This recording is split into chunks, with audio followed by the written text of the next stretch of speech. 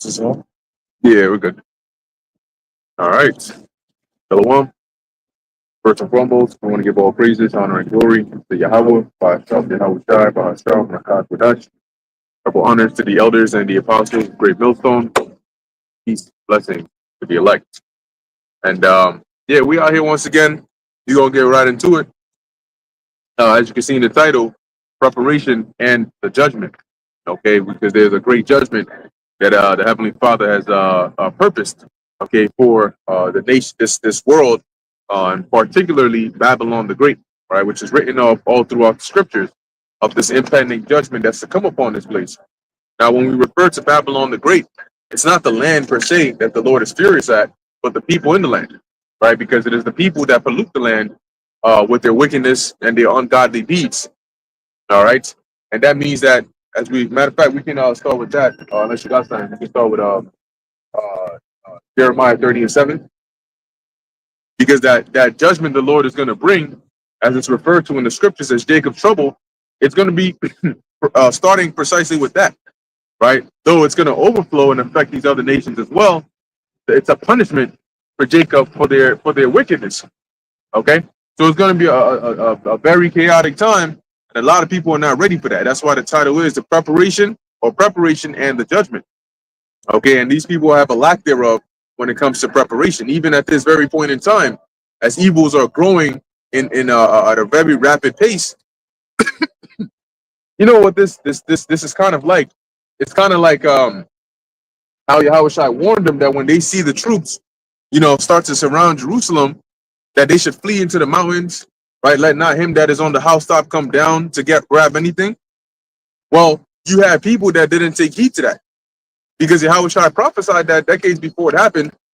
But you had people that didn't take heed to that. So when that happened, there were people that ran into Jerusalem, because Jerusalem is a defense city, and they thought they would be safe over there. Guess what happened after the siege? They were not safe. They were not safe. Not safe at all. So now it's likened on to that, where you got these troops that are getting ready, right? This burning wrath of a great multitude that's being kindled. Okay, it's literally like second Ezra. We're gonna get that as well, but it's really being kindled against our people like a siege, and yet they're in here partying, thinking everything is all sweet. We can also hold Luke 17 and 26. You got it, bro. Yep. Jeremiah chapter 30 and verse 5. But thus saith the Lord, we have heard a voice of trembling, of fear, and not of peace. Yeah. All right. We've heard a voice of trembling, fear, and not of peace. And that's the theme for the times ahead. All right. We're not in a time of peace, and we're not entering into a time of peace. And we're not going into a time of peace, because the time that's coming up that we're in is the time of destruction. Okay. Verse 6. Ask ye now and see whether a man doth travail with child. Oh yeah. That's a good verse. Right. So Jeremiah is saying, like, yo, ask and see, like, since when did men start having birth pains as pregnant women that are about to give birth? Okay. Do men give birth now? Well, he might be surprised, but the answer is, I mean, anyway. Wherefore do I see every man with his hands on his loins, as a woman in travail, and all faces are turned into paleness. Right. So why Jeremiah is saying, if men don't give birth, why do I see everybody with their hands on their loins like a spiritual? There was literally a pregnant woman that was standing right up on those stairs just now, and she was doing exactly that. She was holding her loins. Right. I don't know if she was about to go into labor or what, but she was holding her loins. So that's spiritual. I just thought about that. So that's why Jeremiah is saying, like, wherefore do I see every man with his hand on his loins, right? When you see a pregnant woman, especially one that is like about to go into labor, she's having those contractions. Every 2 seconds, she's bent over and she's holding on to something. She's holding on to that stomach, either rubbing it or she's grabbing onto her loins near where that birth canal is at. So Jeremiah is seeing that, and he's saying, like, men don't give birth. So why they look like that? Okay. Verse 7. Alas, for that day is great. And the reason they look like that is because of the toll that this trouble and tribulation is going to take upon them. Okay, famine, not having food to eat. Okay, being hurt, being injured. Here's something that you always need to keep in mind. Today, today, like for example, somebody gets a paper cut, right? Or they're working and then they get cut. You know, they got a little cut, and that's what they'll sell. It's just a little cut. It's no big deal because they know that what you just put some alcohol or whatever, bandage it up, or if you don't feel well, you just go to the urgent care, and then you'll be taken care of. In that time when those things don't exist, that tiny cut or that bite can be actually a deadly thing because it can very easily get infected. It's not like you're going home to go and clean it up, and then it's not like you're getting to shower every day. So that can very easily get infected, and now next thing you know, you getting taken out. You getting worse and worse and worse over the days. In a time when you need to constantly be on your feet, you need to be ready. You need to be able to go on a fall of a dime or whatever. However they say that. And then here it is, you're becoming a liability. Eventually, you just get to the point where you can't be taken anywhere. You're getting sicker and sicker, and there's no medicine for you. And it's just like a tiny paper cut or a tiny bite or a tiny, cut that happened that you didn't even notice. That's how dangerous it's going to be out here in these times, but people don't consider that. What you said reminded me of a story your brother told me uh, back when he was in Haiti. He said a kid stepped on a rusty screw and died from it. Yeah. Stepped on a rusty screw or a rusty nail, died from it because it went into the bloodstream or whatever. And then that fast, like, life is really fragile. And people here take it for granted because of the fact that you have, if you have emergency care is what these, so-called hospitals are for. But, in other countries, they don't have that shit. Saying that when this society breaks down, you're not going to have that shit. Right. People not going to be worried about going and taking care of you. They're going to be worried about saving their own ass. Just like the police officers, they're not going to be protecting and serving because they're going to be protecting themselves and their family. Right. So we'll go back to that, Jeremiah 30. And it started with, alas, for that day is great, right? Great in what? Great in terror, great in dread, great in fear. You can forget about sleep. You can forget about your comfort foods. People that are so comfortable now, they invented something called comfort food. Like, people eat when they're not hungry, but they just want to be, oh, my favorite show is on. I need to go and grab something to eat. And you can see that concept when you go to the movie theaters. People go to the movie theaters and they have what? The theme is popcorn and soda or icy. And you're not even hungry, but the fact that you're about to watch something means you gotta have something to eat with it. I gotta have something, a little snack or whatever, because I'm about to watch something. So you're not really eating to sustain yourself or to preserve yourself. You're just eating as a pleasure, right? And so in that time, you can forget about those comfort foods. You can forget about that extra bite, you know what I'm saying, that you can just get whenever you want. People are so lazy now, shit, you don't even got to go nowhere. Just go on your app with 2 minutes. You're just tapping on shit, press pay. You don't even go and need to grab your card. Just double click the side of your phone and it'll use Apple Pay or whatever. And next thing you know, the food is at your door. It's not outside. It's right at your door. You just got to go open your door and pick it up. That's how convenient people have it nowadays. But like the brother said, you go to a foreign country, you're gonna see how much difficult it is. You're gonna see, before you get food, you gotta make that shit. Okay, somebody ain't making it for you. Hey, Shalom, bro. You gotta plant or go to people that sell. You gotta buy. You gotta come back. You gotta prepare it. 6 hours. Yeah, it takes hours. I remember in Ghana, whatever it is, like our caretaker, she would come and ask us like in the afternoon what we gonna eat in the evening, because she gotta prepare. Okay, do we need to go and buy some resources? Okay, if not, if it's this, we gotta actually prepare that joint. It's not frozen that you defrosted from McDonald's. It's actual food that you prepare. But these people here, they're so used to having their mouths open and freaking burgers shoved in there. That's why they double XL size and shit. Yeah, big back, fat back, you know what I'm saying? Bloated back, all that shit. And they're going to have a very hard time in this time. Okay, you got people that just literally three stairs. They go up 3 stairs and, oh shit, I'm winded. What's going on here? How are you going to survive in the times that we're coming into? Some people can't even hold a conversation. They start getting weird. They start labored breathing.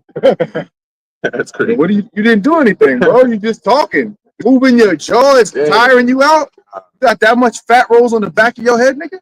God damn. That's crazy. But hey, that's the fact. Verse 7. Alas, for that day is great. so that none is like it. Right. So we're coming into a time unlike any other time, and people are not prepared. Okay. Well, they're not. Let me say, they're not prepared to survive. They're prepared. They're prepared to get advantage taken of them in all sorts of ways. Okay. Listen, those troops, they human soup, and you think, people think that it's like when we talk about this, it's fictional. They think it's like yeah, but it's just words that you're saying. When that war started off in Ukraine, you saw what they were doing over there, right? Them troops were going up into houses, killing men, assaulting women. Okay, like it was all good for them. It was just like the next house that we invade, man. I hope I find some fine shit over there. It was like a game to them. Look at what happened during Katrina. Those that had weapons, those that those that had that, to them, they were like, look, don't even step over here. There was a video of a dude, he had his like whole family on the bridge. And he was like, yo, we can't even cross the bridge to get out of here because you got Edomites that are blocking the road over there saying we shooting anybody that comes close. Oh shit. Nigga, you not trying to escape and you not trying to let us escape. Like, what's your problem? So it got real lawless out there, and women get taken in that time. So you think that, okay, yeah, when they send the troops out here or they send the military out here, it's just gonna be, it's just gonna be what it is. No, it's not. They humans too. So you walk around with your ass out. You think that look, military, they also have access to internet. They also have phones. They also have all those things. It's not like every 2 seconds they're at war. And so they see OnlyFans pages, right? They see these models. They see these women where everywhere you go, they just ass out left and right. Whether she's a gym girl or she's a model or an influencer or whatever the hell she calls herself, right? They see that shit. So when they come up into these streets and they know that, yo, you are under me. You can't bring me up on charges. You know what I'm saying? So if I tell you, listen, it's after curfew hours. What are you doing outside? And you try to give me some shit, I'm just grab you up. And you'll be lucky if you make it back home. Yeah, son, Haran? I saw you moving over there, you twitching around there. I was going to say, when you were giving those examples, I was saying that you got even the teachers now, we were talking about even the teachers now, they're not even dressing appropriately to be around children, and that should be like in every society. When you start seeing shit like that happening where children are not being regarded as in the sense of adults have to be responsible enough, accountable enough to make sure that, hey, yeah, it's okay to dress a certain, you want to look cute, whatever the case may be. But according to the law, you have to be modest as a woman. All right. When you start seeing women in today's society where it becomes a trend and it becomes a norm where they just out with ass out, titties out, all kinds of stuff out.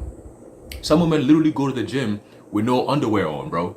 And you could see prints, you could see all kinds of stuff. And it's like, how is this okay?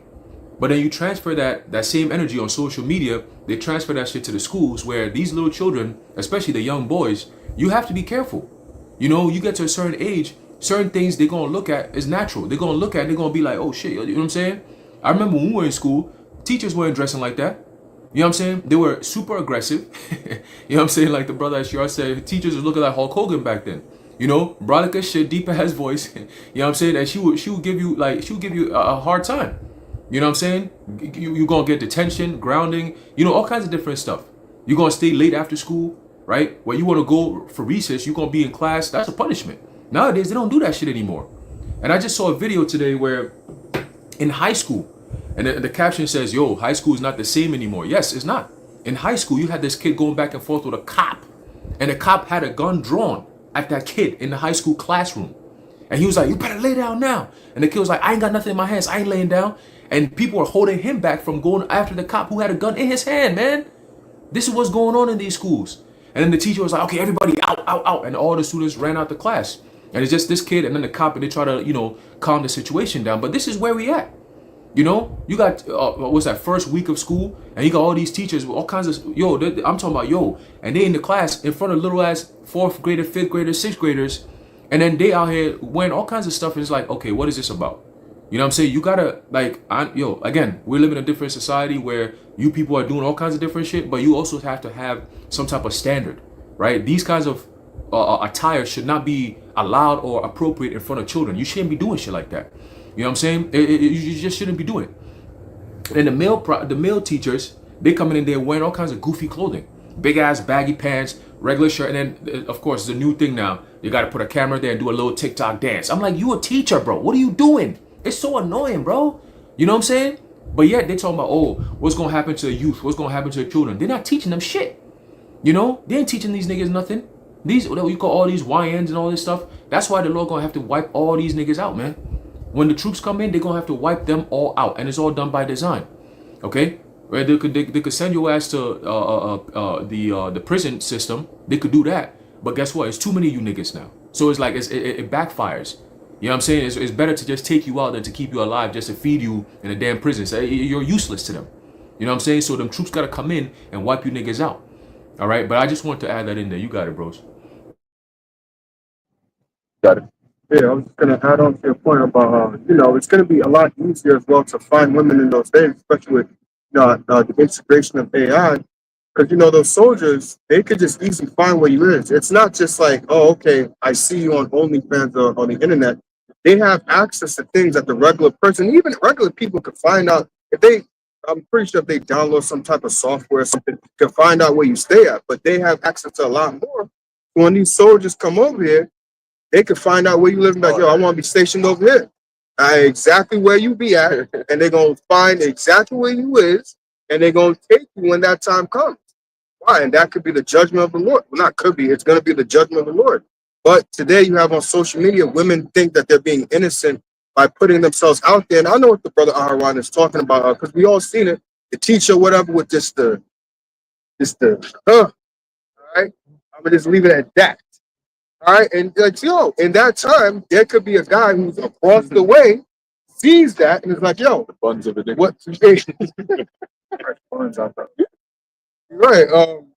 That is on his Please Johnson. Now listen, I like you, and I want you. We can use the easy way or the hard way. Choice is yours. And that's exactly what's gonna happen these times. It's not gonna be fun to be all, putting yourself out there, having your body out there, because there are consequences that happen with that. And it's gonna be those men that are gonna, because you see, you're putting stuff out there for people to that people like. But it's like, yo, I like that and I want it. And I'm gonna take it. And it's gonna be lawless, so it's not gonna be anybody stopping me. This entire time you've been fronting on the man and all that. When the time comes, it's like, yo, I'm taking this. There's no stop. No, I'm taking this, and you're gonna like it. And if you don't, oh well. It's just straight Hey, up, even straight up. My bad. hey, My bad. right now you got IG. They came up with this new thing where your location is open. Yeah, like they got the global, the GPS shit. So you could literally, if you, I guess I don't know. I haven't used it, so I don't know. I just turned all my location. I don't play that shit. But these women, they play that shit. You know what I'm saying? Oh, I'm here. Like sometimes you take a picture, and the filter that you could use for that picture only will work. It goes back to the whole geofencing thing, where the filters that you are available to you are based on your location. You see what I'm saying? So if you're like in Italy, you get filters that's only in Italy. You know what I'm saying? So if somebody uses that filter, I think they even had that on Snapchat. Whereas like if you let's say the kind of filter that you use kind of shows where your location really is. You know what I'm saying? So now they just kind of push it over, whereas now it's blatant. You know, it's like, oh, I'm right here, like my location, I'm right here. You know what I'm saying? You click on the app, you click on the map, and it shows you where all your people are at, people you follow, and all that shit. It shows you right there. I'm like, yo, this is not even funny, bro. And it's like Shalomar, like you were saying, a lot of these women, bro, you're not gonna make it. That men gonna be coming after you, and he gonna be like Fleece Johnson type energy. But he's gonna be like, look, I'm the principal. You coming into my office? Step into my office now, because you don't look like you're going to school to teach little kids dress like that. To me, like it's time for me to come see you. You see what I'm saying? Shit, I might have to teach you a few things or two. But that's the energy that's gonna be pushed on a high level, and it's gonna turn into violence. Where a lot of these sick ass niggas, they're not looking to come at you women like, oh yo, I just wanna, have some time with you. Nah. It's like I just you look a certain way where the Lord gonna put demons on these niggas where they're gonna want to take you out. Alright? They not just want to pound you out, they want to take you out. They want to just destroy you, take your life, shred you out. You got it. Yeah, you got it, man. Yeah, I was gonna say, this year I think it was like 50 or 70 women that was found missing. They've been vanishing. That's the word they was using. They already started, right? They done snatched up in Jersey or Atlanta like 70 sisters, right? So they already know what the patches. They already know where they going to snatch these women up. And it's all the places where y'all want to act like it's a picnic or some type of party for y'all, man.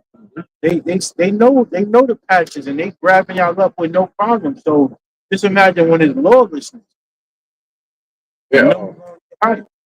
I was gonna say, since you mentioned that, there've been a lot more like brazen attempts of. There was a video that I saw, one of them, where you had a dude that basically tried to. I don't know if he was successful or he just tried, but he basically tried. No, not that one. He basically tried to kidnap a woman, like a grown woman, in broad daylight, grab her by the mouth, pick her up to try and put her in his car, and just drive off. What's in the building? No, it wasn't in the building. There was another one where the dude, the big fat black dude, was following the chick. I think I shared it. Following the chick. Yeah, no, this was on the street, a couple of blocks, and she makes it to her friend's house. Ah, sure, you commented. She makes it to her friend's house, and she's ringing the doorbell, like, yo, open up. Like, there's a dude following me and shit. Dude comes up the stairs, and she's asking, like, yo, do you know her too or some shit? Like, and he's just like, quiet. He trying to reach up, grab some shit. Then she runs down the stairs, and he follows her. Then she goes around the corner. He follows her, and then her friend finally comes out the house. And she's like, "Yo, this person is following me. This bitch standing there at the way, like, well, you know him or something? What the fuck you mean you know him or something?" And she finally runs upstairs, and then her whoever's man it was runs out the house like, "What's up?" And the dude walks off. Now that right there is showing you, because like it's like the dude, it's like these guys are crazed because he wasn't saying anything. He didn't say a word. He's just like following. He's big too, so he just like, yo, when I get my hands on you, I don't care if it's broad daylight or not. I need a piece of that. You can see that was the state of mind he was in, and that's just going to show you that now it's like in broad daylight. This is the extent that it's gotten to. So had her friend taken it longer, or been knocked out, or not have been home, it would have been over for her. Now, after that experience, you best believe she's going to think differently about being outside. She's physically and mentally, she's going to be traumatized. She's going to be very like, yo, like if I'm outside, I need to be with somebody, or I need to look around me. Because you could hear it in her voice. Her voice was cracking and shit. Like, he's following me. Like, yo, this guy's like, trying to do something to her.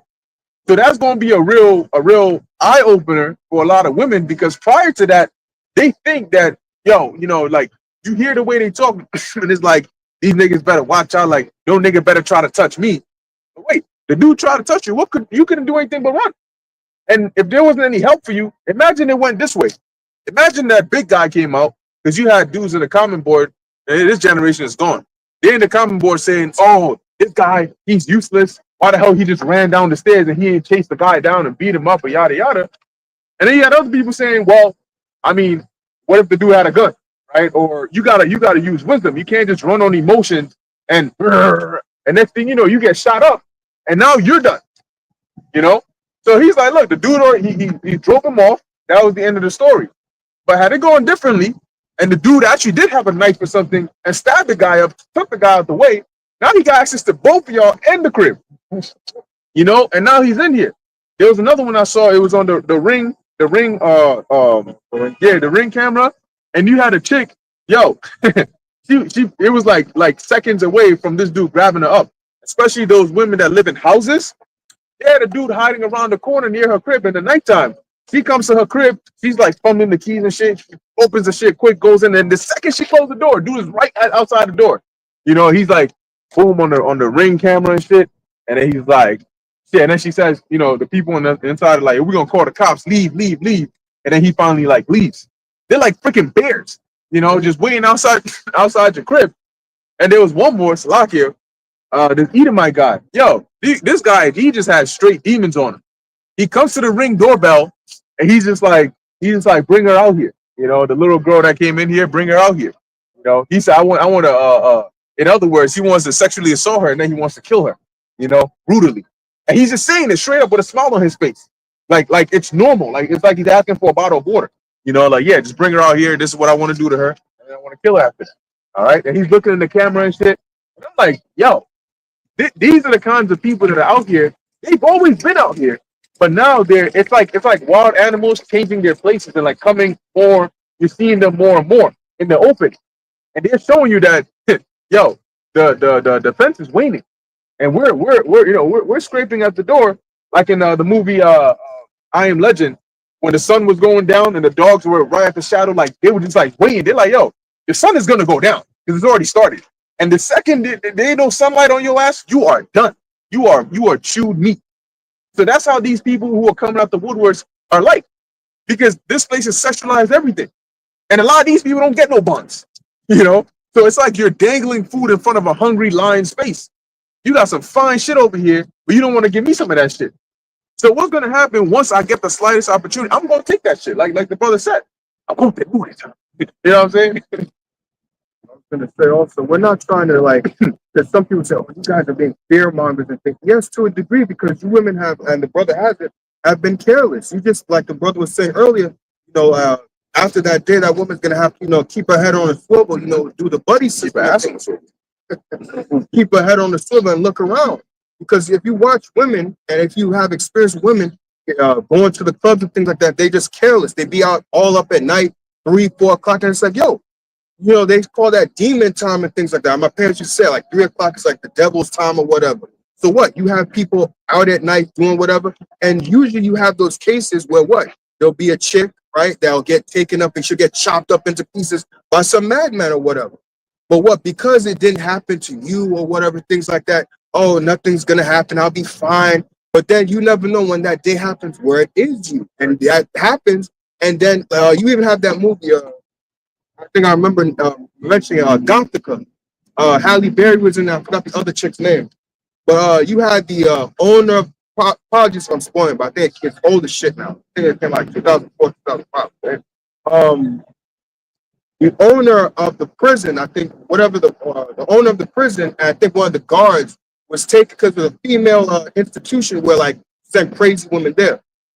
And they would take some of the women there and do away with them at night and things like that. And I think the Halle Berry, who the guy who played her husband in the movie, he had like some secret place, like we're out of town where like there's nothing there, and he had a nice little place and it has a basement in it. He was taking, he had videos where he was taking women, he was having his way with them, and that's what's gonna happen. You have some of these men who are out there like that look normal, same to you, but they have their little dungeons all the way in the woods somewhere, far from society.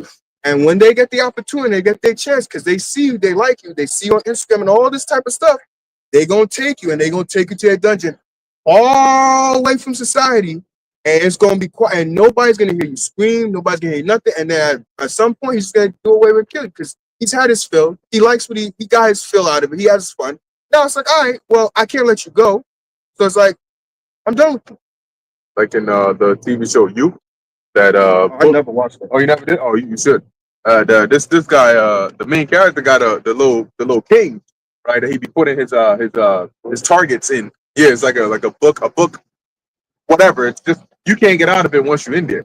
He'll come in there and nobody can find your ass, because what he does is soundproof. You can't break it.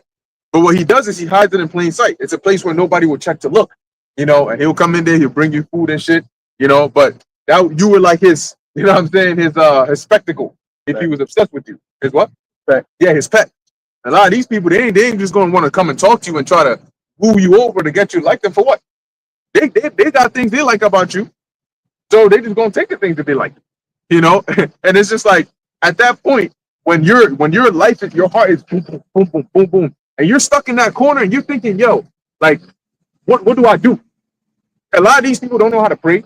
You know what I'm saying? They have no spirituality. They got none of those things at all. So they're just victims over there suffering. And like Shalimar said, you better hope that this guy gets tired of you quick. Because if not, you're going to be there for a good while, whatever he's trying to do to you. And if there's a famine out, there was that clip. There's a clip. I don't know what movie it's from, but you had a dude, he got classical music going on down in the basement. And every so often, he'll come down there with a bib. And he'll just come down there. Huh? I have no idea. But he got a bib on. He's an old ass guy. And you come down there and you see there's somebody strapped up onto a table somewhere. And he comes in there with his big ass fork and a plate. He comes in there into the thigh, rips that piece off, and puts it on his plate while the guy's screaming. And he's cutting it with his knife and he's eating it. You know how they like their medium rare. They like a little blood in their steak. So he done got used to that. You can see a part of the dude's leg is gone. So this guy's been eating for days. Muscle still twitching. Yeah, muscle still twitching. He's eating. Yeah, and they show you that in The Walking Dead when the guy they knocked this guy out. He wakes up and the people around him by a fire, and they just like, hey, welcome to, buddy. How's everything? He's no, I'm good. I'm a little hungry. Hey, have some. They gave him some food to eat and everything. So in his mind, he's thinking, oh shit, these guys ain't too bad. You know what I'm saying? He looks down and his leg is gone. And now he puts 2 and 2 together and finds out the food was his leg. No wonder they were treating him so nice. They gotta make sure the meat don't tense up.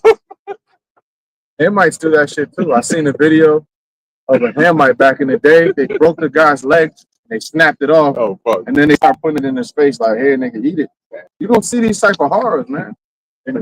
Bad day. The one dude, he doesn't shut up. Make him do right. Oh yeah, they are.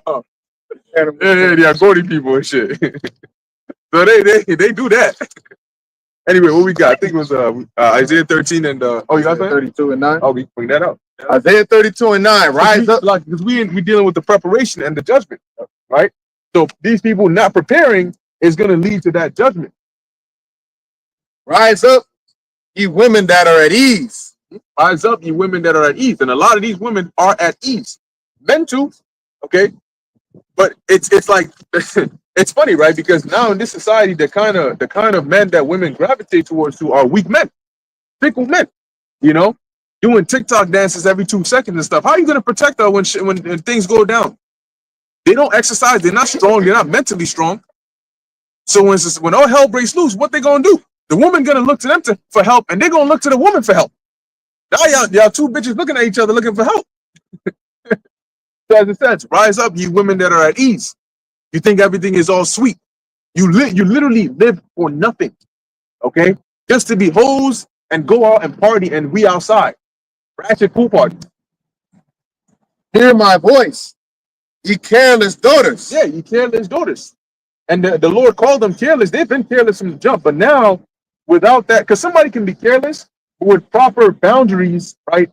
You can mitigate the harm and the damage that can be done. But in this society, there are no boundaries. So you let careless women go out, then they go missing. You know what I'm saying? They're going out, this whole like, oh, yeah, we're doing an all-girls trip. And you ask, okay, where are you going? She's going to list some fucking country that has high rates of either deaths or kidnappings of tourists. Yeah, of trafficking. And you say, okay, who are you going with? Oh, it's me and 2 other girls. Yo, you realize that in the reports, it's literally about those groups of girls that keep going missing, right? What made it okay in your mind to think this was a good idea to do? Oh, you know what? It happens, but let me go there anyway. You ask him, did you think about that? Oh, then you're being this. You never want me to have fun. So they're careless because they don't think about these things. Like you hear this, you are prey. It's like a deer jumping into a pool of alligators and hippos, because it wants to go for a swim. That's a classification of being careless. Nigga, did you not just see that alligator that ran in the water when you got in the water? He wants to go for a swim too, but for different reasons. So this makes them careless. They don't think about what can come out of these actions. They don't think about what would happen if you're put in this situation. Can you defend yourself? No. Can you protect yourself? No. Can you run? No. You don't have phone signal? No. So why are you out there by yourself? I was gonna give you a movie, an example of what you're saying is that movie Taken. I don't know if you ever seen it. I've heard about it. Yeah. Basically, before his daughter got taken in the movie, it's that scene where he's like, I forgot how he said, but I got a special set of skills. Just return my daughter, everything be all right. But if you don't, I will find you and I will kill you. That's it. Basically, before his daughter went on, some trip somewhere, whatever, the same thing that you were saying, or hey, you have this, whatever that, be prepared, all this type of stuff. She's like, oh my God, you just say, oh my God, daddy, just relax. Everything will be fine. But it's like, no, like, and the way, the things that the father's been through, he has experience. So he's like, he knows how the world really is. Long story short, his daughter was getting, it was already a setup, I think, from like the car that she got in, where they already set up to where she was going to be taken, and they already knew where she was staying at and everything. So they already, she was a part of some trafficking thing, and then the father had to find where she was at. He has a whole bunch of skills and all that. Go watch it because it's a good movie. He had to find where the daughter was at in the hotel. Then he had to go find, he even remembered the guy's voice and everything and stuff like that to be able to find him and stuff. And then eventually he found his daughter, whatever. But the thing is, it just shows you how, like you were saying, women are prey to where she was being scoped out from the before even getting into the hotel. They was right, all right, we see this, we like this, we get her, find out where her hotel is at. And when we get her, I think they like killed the friend but took her. And see, real life is not taken. Real life, you know what happens in real life? You're gonna be in the hotel getting kidnapped, and then they're gonna show you what your parents are doing. You know what your parents are gonna be doing? They're gonna be crying on News 12 the Bronx, you know, shedding tears about how their daughter's missing and somebody please need to help us find them. And we contacted the officers, but they're saying that they have no leads, so we don't know what's going on. Sherry, if you're out there, please come home. Well, if I could, I'm pretty sure I would, but that's what you're gonna be seeing. You ain't gonna be seeing your pops being Denzel Washington or Mr. Set of Skills, you know, coming there to find you. So get that out your mind. If you think you're gonna get kidnapped and all of a sudden you're gonna be in the movie taken and getting delivered, that's not happening. Say, I say, 12, the Bronx. See a lot of the reports of missing young teenagers, but they be girls trying to look grown. Yep. Right? Those be girls that be out. They mom don't give them no curfew. All right, y'all out 1, 2 o'clock. Y'all going to your boyfriend's house and stuff. Those be like they provoke men to do stuff with them. You know that movie Hostile. It was women that was looking for some action. They was going all the way to some foreign countries to want to, live their life and show their wild oats and be with all type of men and stuff. And they got what they was looking for. So the men is already out there. They got their primary targets of y'all women who want to, or y'all young girls want to act like y'all want to be about that life. Y'all making yourself targets. So, Yeah. You keep flashing a piece of meat in front of a lion. I think that lion's gonna do it eventually. The lion is in captivity now. But you flashing that meat, just like the dude was playing with the lion, and then the lion fucked around and damn near ripped his fucking hand off. You see? But the point I wanted to make, based off what brothers have mentioned, was that this society romanticizes death and murder and bloodshed. Right. And these women are obsessed with it. Like the first 48. Then you end up on the first 48. When y'all watch these shows, ID Discovery, all these shows about, and then they like they made the guy like attractive to women. Like women will joke about how they want this guy to come get, but then when you actually in that situation, it ain't so sweet. Yeah, you don't look that good. That's fantasy, bitch. But y'all love that fantasy world. You know what I'm saying? He gonna look like Oscar the Grouch when he come get you. Jason Voorhees, Freddy Krueger gonna come and get you. And it ain't gonna be sexy. Okay? It's gonna be fucking miserable. Okay, but the point I wanted to make too is that y'all obsessed with these type of shows, but then when it comes to real life, y'all are aware of all the danger because you watch these shows nonstop. Women will love those murder shows. That's all they watch. Be like, damn, like, yo, shut that shit off. You're watching too much of this fucking darkness all the time. We watch some, like, switch it to some anime, some comedy, something else. No, I gotta find out what's going on because, men be on some shit out here. But then you go out and you live a careless life. Yep. You don't have no sense of danger. You live in wanton and carefree. That's why the scriptures talks about she that liveth in pleasure is dead while she living. All right? And when you go into the word there for pleasure, it's talking about voluptuous. All right? And voluptuous not only is dealing with a woman that's thick, but it's also dealing with a voluptuous, luxurious lifestyle, an Epicurean lifestyle where you don't have everything is just the bottles are pouring, life is good, you eating good, crab boil, okay? That's all you think that life is. But life is going to get turned upside down for you soon. Rise up, you women that are at ease. The rest of that verse. Isaiah 32:9. Rise up, ye women that are at ease, hear my voice. Ye careless daughters, give ear unto my speech. Many days and years shall ye be troubled, ye careless women. For the vintage shall fail, the gathering shall not come. Yeah, and that's what they did. Because they keep getting that gathering, they think that they're all set. They're all sweet. They're always going to have something. But as it says, tremble. That's the forewarning. Tremble because the things you expect, they're not coming anymore. Now you out here by yourself, like that woman who was saying that it's hard out here having 3 kids, no man, and she got to go and do deliveries and shit just to try and make a living. It's tough, right? And by the way, if y'all got anything, just unmute. So we'll hear in case we don't see your hand up and stuff like that. But yeah, man, that's as it says, you careless women, and they're careless because they're unprepared. And you know why? This is why the Lord is not going to have mercy on men, women, or children, because you're not careless out of ignorance. You're willfully careless. You are, and when you're warned, you buck up and turn around and curse out people that warn you about being careless. And then you go about continuing to live that careless life. So who's going to come to your defense when you bring this upon yourself? It says that in Proverbs, right? You're going to reap the fruit of your own doing. You brought this upon yourself. You went and did what you were told not to do, and now you're suffering the consequences, finding out the hard way why you were told not to do that. So just you wait till things start picking up more and more, and we're getting into wintertime too soon. So you just wait until shit starts picking up, and they start locking everything down out here, and then you try talking shit, bucking up, thinking that you're strong.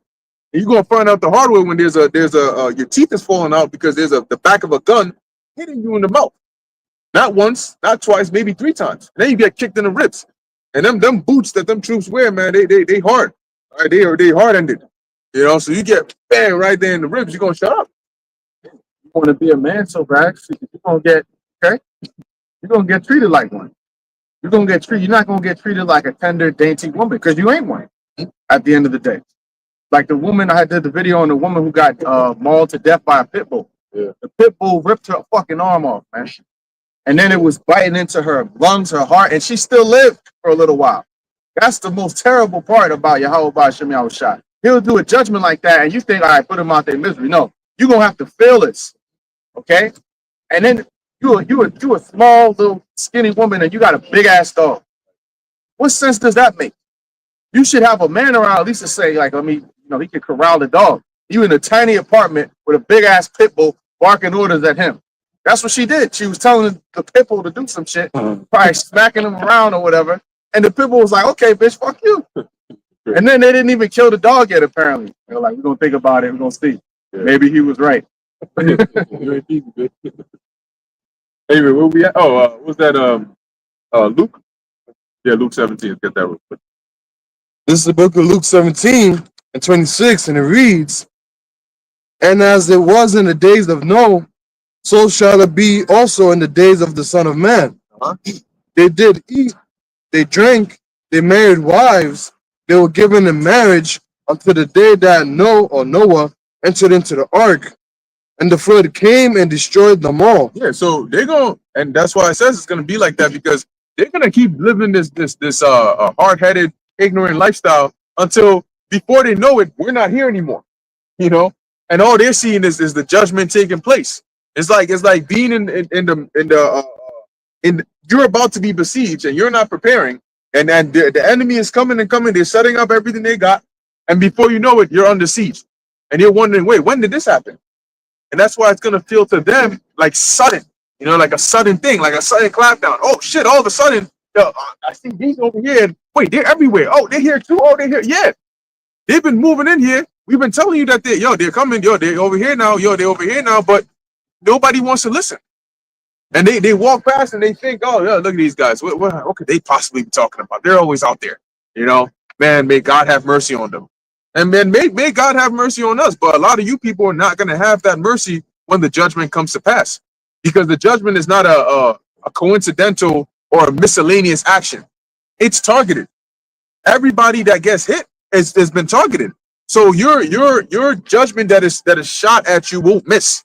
Be it famine or pestilence or just whatever the case is, whatever hardships you have to go through, that won't miss you because you're unprepared. Y'all doing that? Huh? Okay. Likewise, also as it was in the days of Lot, they did eat, they drank, they brought. And what were the similarities? These were all times right before destruction, because in the days of Lot, there was wickedness going on, and the Lord was about to destroy that place. Just like in the time of Noah, wickedness was going on, and the Lord was getting ready to destroy that place. So just as you had people that remained unprepared and got destroyed, you also had some that were delivered in both instances, and in this instance now. Okay? They sowed, they planted, they builded, but the same day that Lot went out of Sodom, The same day. That's that scarcely saved. Right, that same day that Lot went out, what happened? it rained fire and brimstone from heaven and destroyed them all. So the Lord might have it to where you got brothers in a certain location, certain area, and nothing comes to that city, nothing comes to that area. The second the Lord tells you, all right, it's time for you to move, right after they move and they out of there, all hell freaking troops start rolling in, all hell starts breaking loose over there. Even thus shall it be in the day when the Son of Man is revealed. That's how it's going to be when the Yahushua comes back. Got it, bro. And then I don't know if Going into the judgment of these people. Job 24:19. Drought and heat consume the snow waters, so doth the grave those which have sinned. The womb shall forget him, the worm shall feed sweetly on him. He shall be no more remembered, and wickedness shall be broken as a tree. So that is what's coming to those of you that refuse to repent, all right, of you so-called blacks, Latinos, Native Americans, all right? Just like the heat consumes the snow, it says the grave is going to consume you, okay? And you're not going to be forgotten. It says the womb shall forget the meaning what? Even your own mother's not going to care about your death. She's going to be worried about her own ass if she's not already destroyed, okay? Because she raised the monster and the demon herself, all right? So that's what's coming to the masses of our people, man. You want to play around, you want to, FAFO, like they say, FAFO, fuck around, find out, okay? But just like it says the worm is gonna find you as a snack. Maggots gonna be munching on you. They're gonna have a feast with your body. Okay? Because you have not hearkened unto the God of Israel. God. Yeah, you got something? Yeah, y'all can hear me good? Yep. God, Shalom, how about you? I'm not sure about the time. Yeah, so I have something you just made mention of, regarding the mercy of the Lord, right? And that, we were talking about it yesterday as well, but that is what's going to be the distinguishing factor in these times, is whether or not the Lord has mercy upon you. Because once again, nobody, the position, especially speaking about Israel, the position that the Lord put Israel in this moment is we are completely subjected unto our enemies. So in order for us to be delivered during this time, it's going to have to be by the mercy of Yahweh Ba'ashem Yahushai. So this is the book of Psalms chapter 33, verse 18. It says, behold, the eye of the Lord, Yahweh Ba'ashem Yahushai, is upon them that fear him. Now the eye of the Lord is representative of what? The angels, right? In the book of Psalms, it speaks about that the Lord will give his angels charge over thee to keep thee, in all of thy ways, so that no evil could come near unto us. So while there's a bunch of evil happening all across, your environment, right? Whether it be the sword, whether it be pestilences, whether it be famines, all of these things are different evils, you see.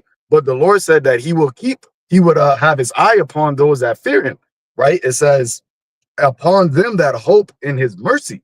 See, because that's the thing that people are not correlating, right? They're not correlating salvation or being able to escape destruction with the mercy of the Lord.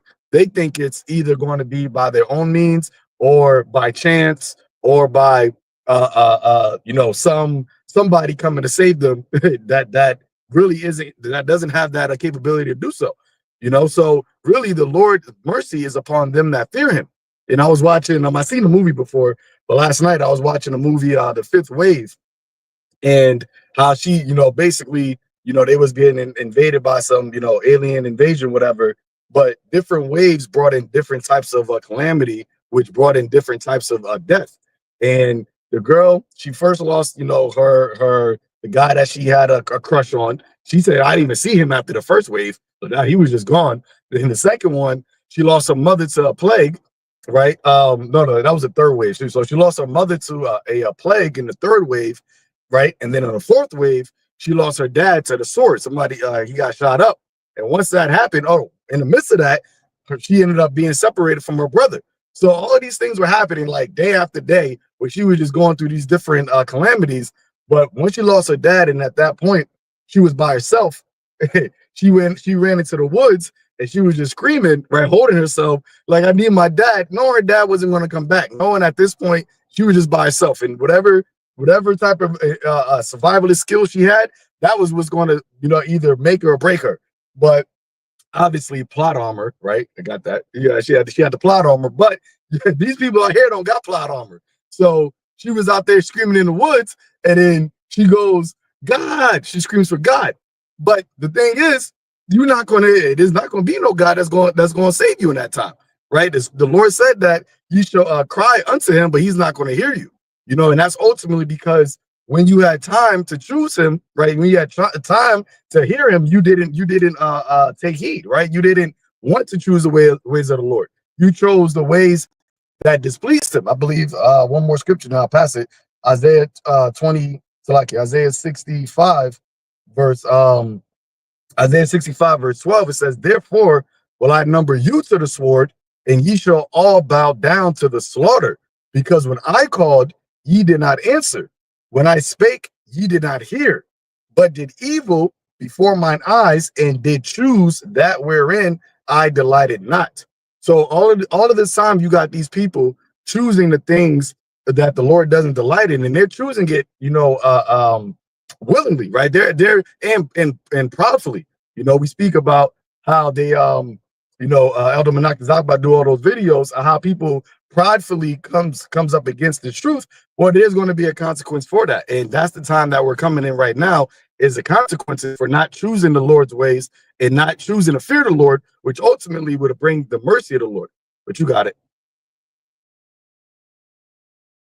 That's right. That's right. Beautifully said. And that goes into the preparation, right? Because like Habakkuk said, Lord, in wrath, remember mercy. But the mercy is only for those that are prepared, and they prepared by seeking Yahweh Ba'Shem Yahushai early while he may be found. Okay, peradventure, you may do the things that are pleasing to the Lord, and he may have mercy upon you in that time. But a lot of these people, they've done nothing, worthy of even the Lord hearing them out. And that's why he said in that time, your cries are going to be falling on deaf ears. Okay, the Lord he's not going to be hearing your cries for him to deliver you, or he's not going to answer it, I should say. Why is he not going to do that? Because he's already set death angels to come after you. Your judgment has already been decided. So when you're praying for mercy, but he has already ordained you for judgment, he's not going to go back on his word. And that's why you're going to cry and cry and cry, and it's not going to do anything, because the Lord has already said, hey, you're going out by famine. So when you're crying, you're out here crying for me to deliver you, the Lord might have it to where you're set to go out by famine, but it looks like you're about to go out by the sword, and he might have you preserved, but not in a way of deliverance. He might have you suffer and suffer and suffer, but rather than get killed at the end, somebody kills the person who's about to kill you. So you did suffer, but it wasn't because you were going to be put to death at that point, but you're going to be preserved for the famine. So you get that real quick. Zechariah chapter 14 and verse 1. Behold, the day of the Lord cometh, and thy spoil shall be divided in the midst of thee. Mm-hmm. For I will gather all nations against Jerusalem to battle. Mm-hmm. Yeah, and the Lord is going to do that. But a lot of people and their valuables are going to be considered spoiled. People themselves are considered spoiled, right? When you deal with the concept of spoil or prey, even in like wartime or in times of chaos, people are considered spoils, particularly women and children. Okay, because it's usually the men that are the defense, or the men that are taking the spoil. Okay, so in most cases, women and children are considered spoiled, but they walk around today thinking they're the predator. Yeah. To add to your point, that's why it says bind the strong man. Mm-hmm. Bind the Lord said, the strong man, the man of the house has to be bound, and then everything else will be a spoil. That's right, good point. And that's what's going to happen. 2 Ezra 15. And you'd be lucky if you're preserved. In some cases, you might just be put out, because you're going to be like the first line of defense. Got it.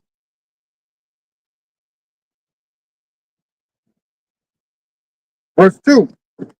For I will gather all nations against Jerusalem to battle, and the city shall be taken. And the city shall be taken. Go ahead. And the houses rifled. And that's going to be happening in this time too, right? These houses, these apartment buildings, these actual houses, because that's what people like to target a lot too. They like to go to them actual houses in them rich neighborhoods. They're going to start targeting them, they're gonna start rifling them, meaning they're gonna go through it and start taking whatever they find valuable, right? Whatever they can spot. Oh, I hear some noises in here, like in the what's that movie? Was American Blackout? I always reference it where you had the woman who should have been quiet when these raiders were going through the crib, but she opened her mouth and they realized, oh, there's somebody up there. We came for a couch, but shit, we can leave with a woman and a couch. So they ran up there, grabbed her up, ran back down, took the couch too, and left. All right. That's how they're gonna be going through. The scriptures say in 2 Ezra 16, there shall be what 3 or 4 left by them that search their houses with the sword. So they're gonna be going through looking for what they can find, scavenging whatever they can find. Okay. Continuing, and the house is rifled, Mhm. and the woman ravished. And the women ravished. Ravishing means you're taken against your will. Okay, whether you like it or yes. So why does it mention that? Because they're gonna come up into these houses. You think you can't be found in the streets? Well, they're gonna come to the houses then. And you know how the Lord set them up. That's why we read that these careless women, they thought, you know what? I'm tired of these men right here. I'd rather take the bear. Remember that? Remember when they said that? I'd rather take the bear. The Lord might have a bear come and visit you, or you call for me. I'm here now, and I'd rather take you too, right? And so they think that, oh, you know what? I'm better off without a man. So I'd rather, you know what I'm saying? Like they'll flex. There's this thing, what they call the Bop House, where they got a group of these OnlyFans models that make so much money. They bought this like mansion, and they just dwell there doing folly and shit, right? Producing content. Now over there, they don't got, like, you know, at least to my knowledge, they don't got a man living there with them, right? So you may have security or whatever the case is, but bro, who's worried about getting paid security money when all hell's breaking loose? Security might turn on your ass. But the point is, they thought, I'm doing good. Look at this big ass house that I'm in. I don't got no man over here. I did this all by myself. You know what that tells these people who are going to be rifling the houses? That's easy food. Ain't no defense over there. I can walk right in. Shit, you brought me a treat. So they're gonna come right up. Is that right? I got you. Yep.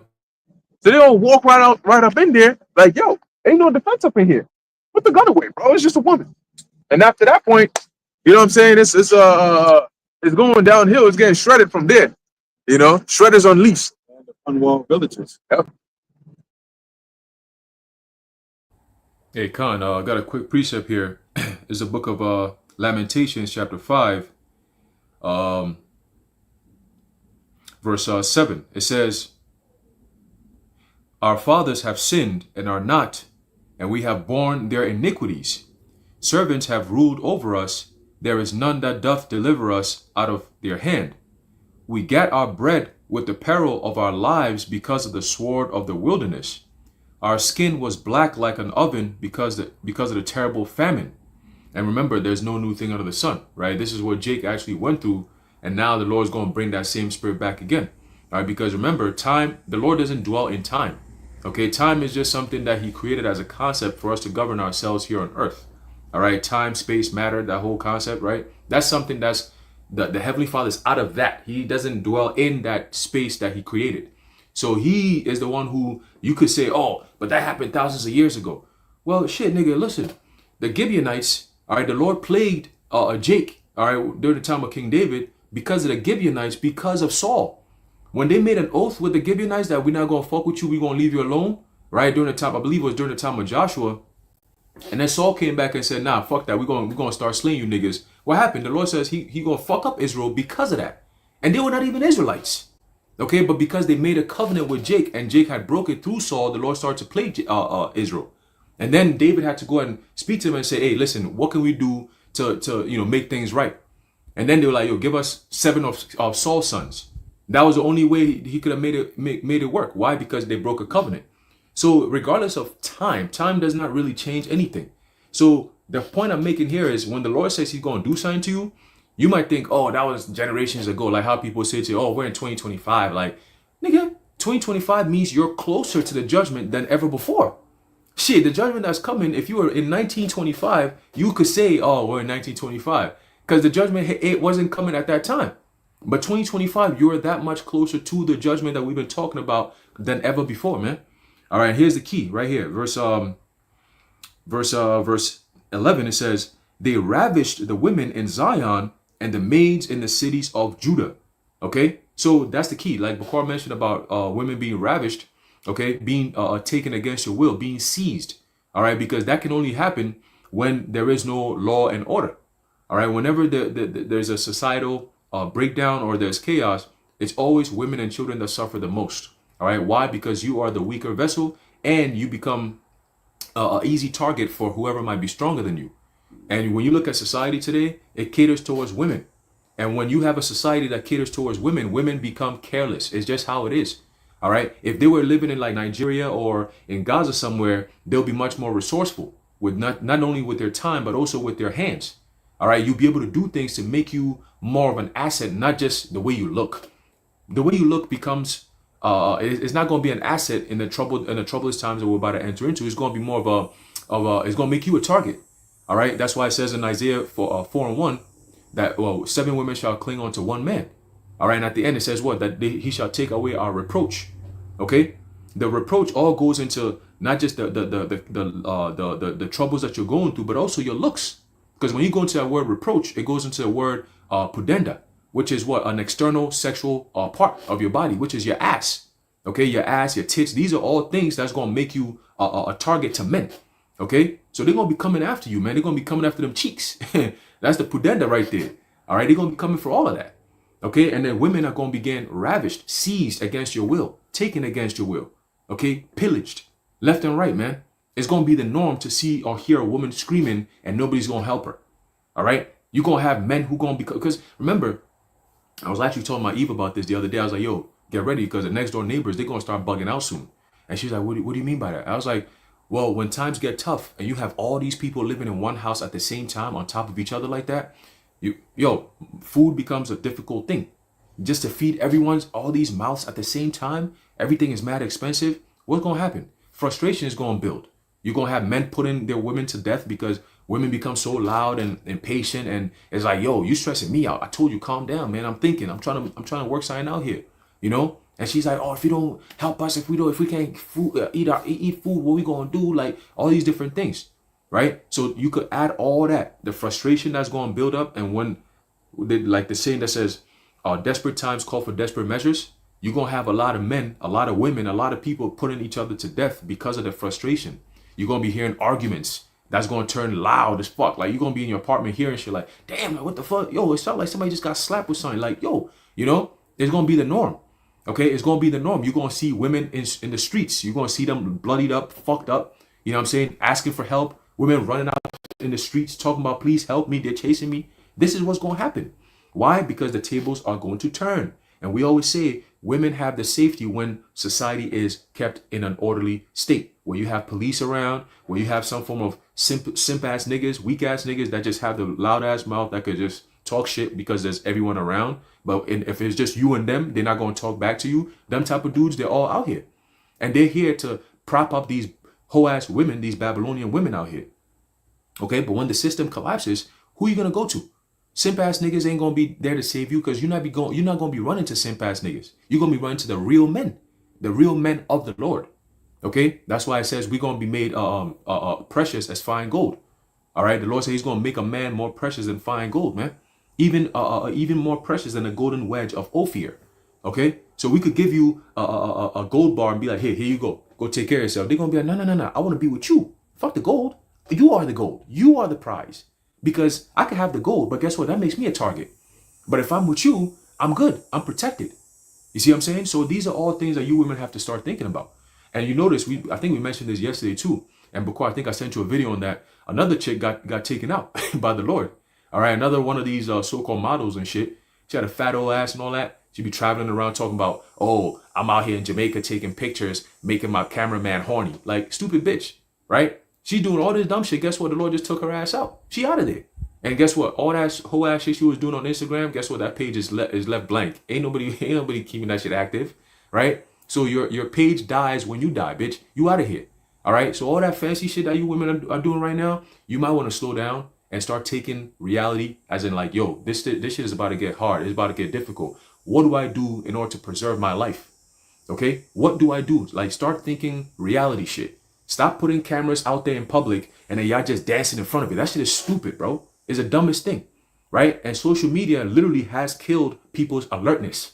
All right, when you have all this stuff going on, warnings after warnings after warnings, red flag after red flag after red flag, life is getting difficult. But just because you have a stupid fucking little phone and a camera and you dance and do all this TikTok, you completely think that you just checked out of, I'm just having fun. It's over with. Nah.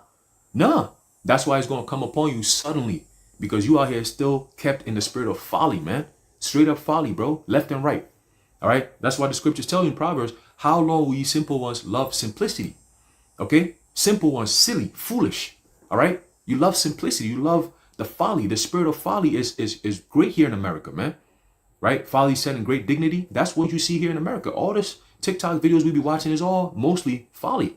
It's all dumbass shit. Whether people eating funny and stupid, whether people are saying some dumbass shit, whether people are dancing to some dumbass, it's like always some dumb shit, man, to distract you from reality. But then reality sucks. It sucks so bad that it's gonna come after everyone, man. And if you don't got the Lord to protect you from that sad reality of evil, you're gonna be taken, man. You will be taken. You will be ravished. You will be seized against your will, and you're not gonna get out of it. That's why Apostle Paul said, "And they shall not escape."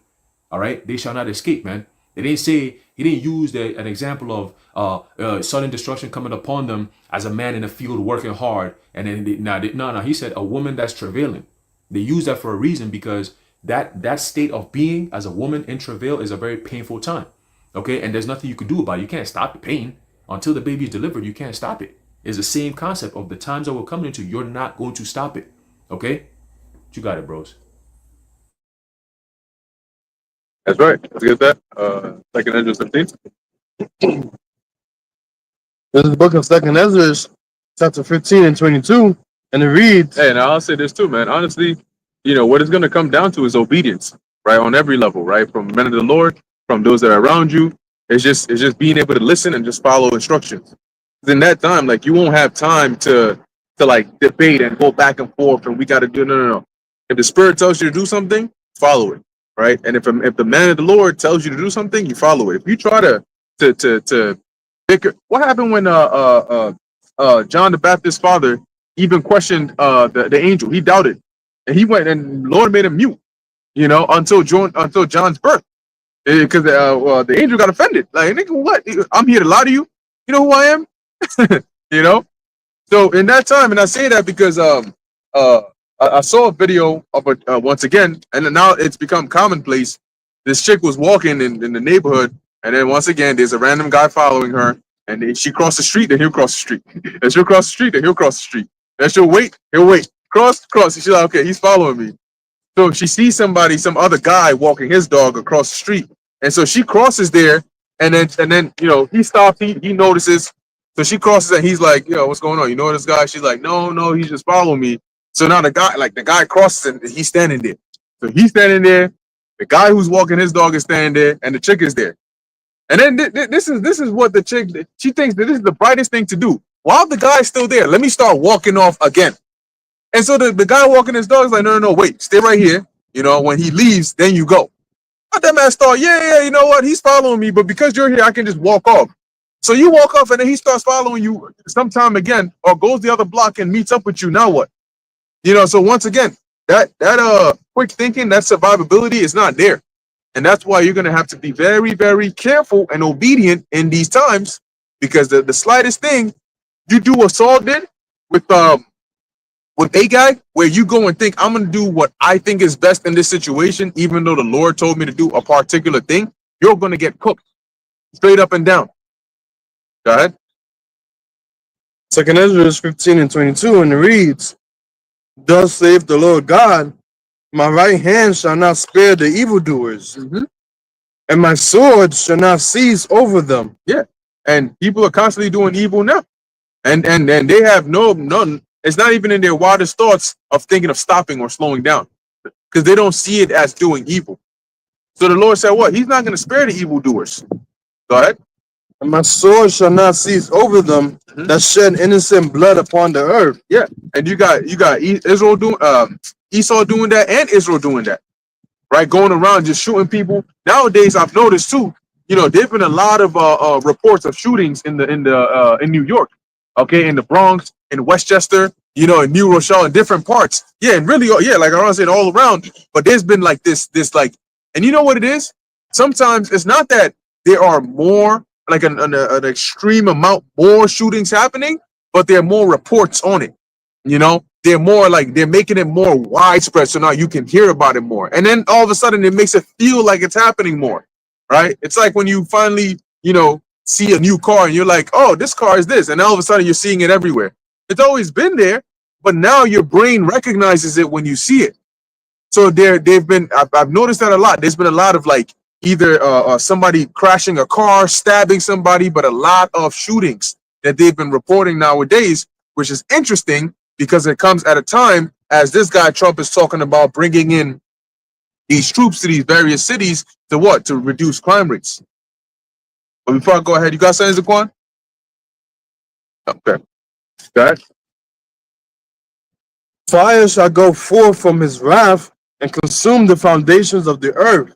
Which is going to happen in 2 Measures 15. This is going to happen, right, when the Lord brings that destruction of nuclear missiles and the chariots. We can't forget about the chariots. They're also going to be doing a lot of damage. You know, shit, you might see a laser from a chariot and might be more scared of that than a missile that's coming down. Because you're going to hear the machine that's in the skies, big, huge machine, and all, you know, whatever it looks like, whether it's like multiple rings moving around, lighting up, and then you're hearing the charging up of the energy, and then the blast, shit, man, right?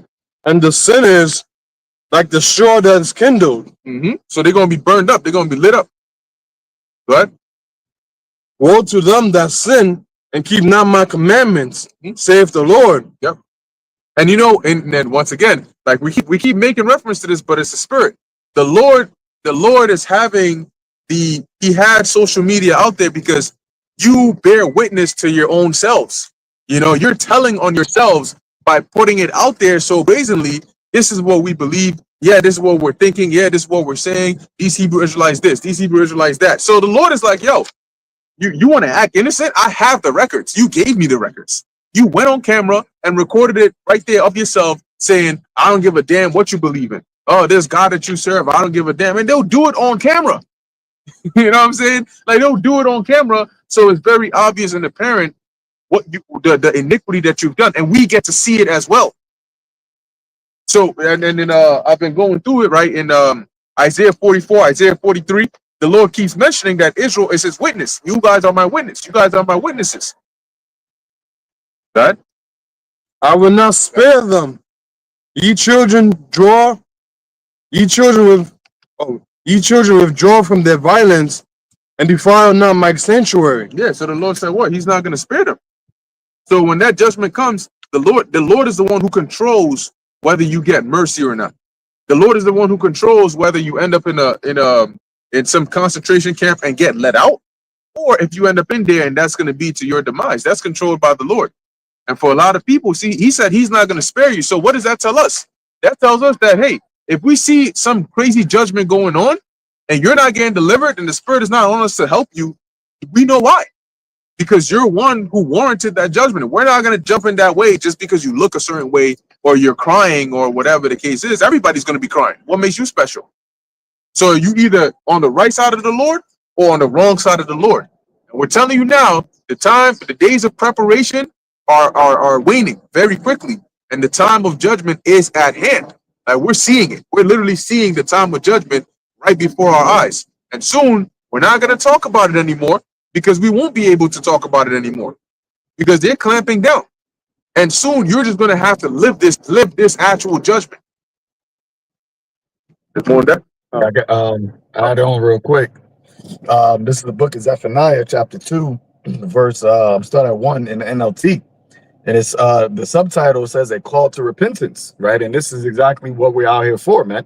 Right? The Lord, the scripture says that his hand is not short, that he cannot save, but your iniquity has separated you from your power, from your God. And that's what a lot of people, our people, don't realize, that their power is in only the Heavenly Father, right? All throughout the scriptures, you've seen when the Lord said he was not with us and we went to war, we got our ass handed to us, okay? Easily. easily. Even when the brother, we talked about Judith or Achior, when the history that he gave, when he told the general or whatever he was, that if these people have sinned against their power, then yeah, you can do whatever you want. But if they're aligned with their power, then yeah, you might not want to go touch them, because they got a God that delivers them, and that's the Lord going to show the difference between his chosen and his not chosen, because the same ones that were scoffing and don't and wasn't aligned with the Most High, the Lord's going to have these heathens, Esau, these spirits created for vengeance. They all going to just have their way with Jake. But when it comes to the ones that are of the Lord's elect, the Lord said what? That he's going to protect us. He's going to deliver us. And it's going to be by calling upon that name. So Zephaniah 2 verse 1, it says, gather together, yes, gather together, you shameless nation. Gather before the judgment begins. And this is what we're talking about, because the judgment is already starting, but the Lord is still having his word go out, which is why you have the prophets still prophesying. But as the brother just said, that the time is coming where we're not going to be able to prophesy anymore. We're not going to be able to give you the word of the Lord anymore. And remember, the scripture says that faith comes by hearing the word. So in order for you to get protection from the Lord, you got to have faith in the Lord. And in order for you to have faith in the Lord, you got to hear the words of the Lord. So that's why the famine of the hearing of the word of the Lord is coming, because that time or that opportunity for you to obtain, to get that gift of faith from the Lord is closing up. So it says, gather before judgment begins, before your time to repent is blown away like chaff. Act now before the fierce fury of the Lord falls. Because once the Lord's fury falls, there's no returning it. We brought it out yesterday, 2nd Ezra 16th chapter. Once the Lord, as a brother just said also, once the Lord casts that judgment for it to come upon you, there's nothing nobody can do, right? There's no prophet, there's no man of the Lord that can pray for you, as it says in 2nd Ezra 7th chapter, right? The godly is not going to be able to pray for the ungodly in these times. You've had ample opportunity to make yourself right with the Lord, but you chose not to. So now when the judgment comes, there's only that you have to deal with, right? In James, it says, in the time of judgment, there could be no mercy, because the Lord had a long time of mercy. But see, the judgment is going to be a shorter time. The mercy was a long window of opportunity. The judgment is going to be short, but it's going to be so fierce. It's going to be so excruciating that it really is like fire, right? A fire, you get a house burned down, that fire can destroy a house within a couple hours, because it's so the wrath and the raging of the fire is so intense. And that's how this judgment is going to be, right? Verse 3, it says, verse 2 again says, act now before the fierce fury of the Lord falls and the terrible day of Yahweh's anger begins. Seek Yahweh B'Hashem Hawashai, all who are humble, and follow his commandments. Seek to do what is right and to live humbly. Perhaps even yet the Lord will protect you from his anger on the day of destruction. So this is why, as the scripture says, in that we through the terror of the Lord we persuade men, but also it says, work out your own salvation with fear and trembling, because we don't know if we're the elect, right? We're given diligence because we are afraid of the judgment in the anger of the Lord. We don't want the anger of the Lord to fall upon us. So that's why I says, seek the Lord and live humbly, do what is right, what we're trying to do, right? Rehearsing the righteous acts, so that perhaps the Lord will protect us when this time comes, when his anger comes like a whirlwind. And the only way that you can be protected from the Lord anger is by not angering the Lord. That's it. There's no other way that the anger of the Lord will bypass you, other than the fact if the Lord isn't angry at you. Point blank, period. But you got it. That's it. Yeah, during the time of all the wild judgments that's going across, as we see, missing women and calamities with disasters and all these things that's happening, we give a nod of approval, right? The righteous men give a nod of approval, knowing that the day of vengeance of the Lord is close at hand. So when we see these things happening, yeah, we bring it to the surface and let it be known that these are judgments of the Lord, righteous judgments of the Lord. But we also are rejoicing.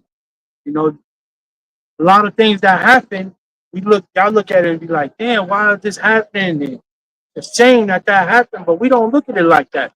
We look at it as a righteous judgment. And like I said, we rejoice over it. And in Revelations 18 and 21, oh, in verse 20, Revelation 18, verse 20 says, rejoice over her, thou heaven, and the holy prophets and saints. No, it says, the holy apostles and prophets, for Yahweh have answered you on her. So when these things happen in this world, mainly America, where we live, we see these traumatizing things that's happening. We rejoice over it, right? Because we know that the time is near, and these things that are happening are righteous judgment. Right. Beautiful. Beautiful. Got that in Isaiah? Yeah. Yep. And just like the Zaquan was saying, man, and that's why the mercy of the Lord is going to be so crucial, right? Because it's like, right, one thing I think about is when you something that people always fall prey to is under preparing. Like maybe you're getting ready to go somewhere, it's a trip, or it's going to be really hot, right? And then whoever you with is like, yo, you should take an extra bottle of water, or you should take this. It's going to get really hot. But you're just thinking of how excited you are to go. You're not thinking about all that. You get there and now it's really hot, and then you remember that extra bottle of water, and you're like, yo, that water you were talking about, I hope you end up taking another one. And you're like, yeah, I told you should have packed another one. Now you might end up in a position where it was like, nah, I didn't take it because you say you didn't want it. Or you may end up in a position where it's like, yeah, I knew you were gonna say this, so I took an extra one, right? So what happened? Yeah, I was going to say that's one of the gifts that the Lord gave to the prophets of the Lord, because we have the ability to see the future. We have the ability to anticipate certain things that could possibly play out in the future, so we're better prepared compared to people in the world who they don't consider these things because it doesn't even dawn on them, right? For like the perfect example you just gave, for example, we're going to probably be going somewhere. We the ones that out of the group, we the ones who going to be like, wait, tell me, we going to so and so. Oh shit, what we gonna do naturally because of how the Lord deals with us? We gonna look it up if we've never been there before. You look it up and see, oh, okay, this is what they do, this, I bet. So if I'm going there, it'll be best if I have these things with me. Most people, they'll be like, oh, we go find out when we get there. Nah, fuck that. We prepare first, and then when we get there, our preparation will be the aid. And while we're there, like, oh, okay, all right, so it's a good thing that we brought that extra water because shit, you know how hot it is over here, It's a good thing that we brought the jacket because when you go up the mountains, it gets mad cold. Even though when you get to the city, it's hot. You look stupid with a jacket on. But guess what? You thank me later once you get to the mountain, and you're gonna be like, oh, yo, thank you for bringing that blanket, bro. That is freaking cold out here. Like down there is mad hot. You gotta think about the elements. You see? But people in today's society, they don't consider these things because if their phone doesn't tell them, they don't care. If the TV doesn't tell them, they don't care. They have no connection whatsoever to the spirit world where the Lord could actually tap into their minds and make them feel something or think something and actually act upon it. They don't have that connection. You see, we the prophets have that connection. And that's why when all hell breaks loose, we're going to be as calm as ice cold water. Okay, because as it tells you in Isaiah 33:6, wisdom and knowledge shall be the stability of our times. What wisdom and knowledge is this? Not only the wisdom and knowledge of the scriptures, but wisdom and knowledge of all things.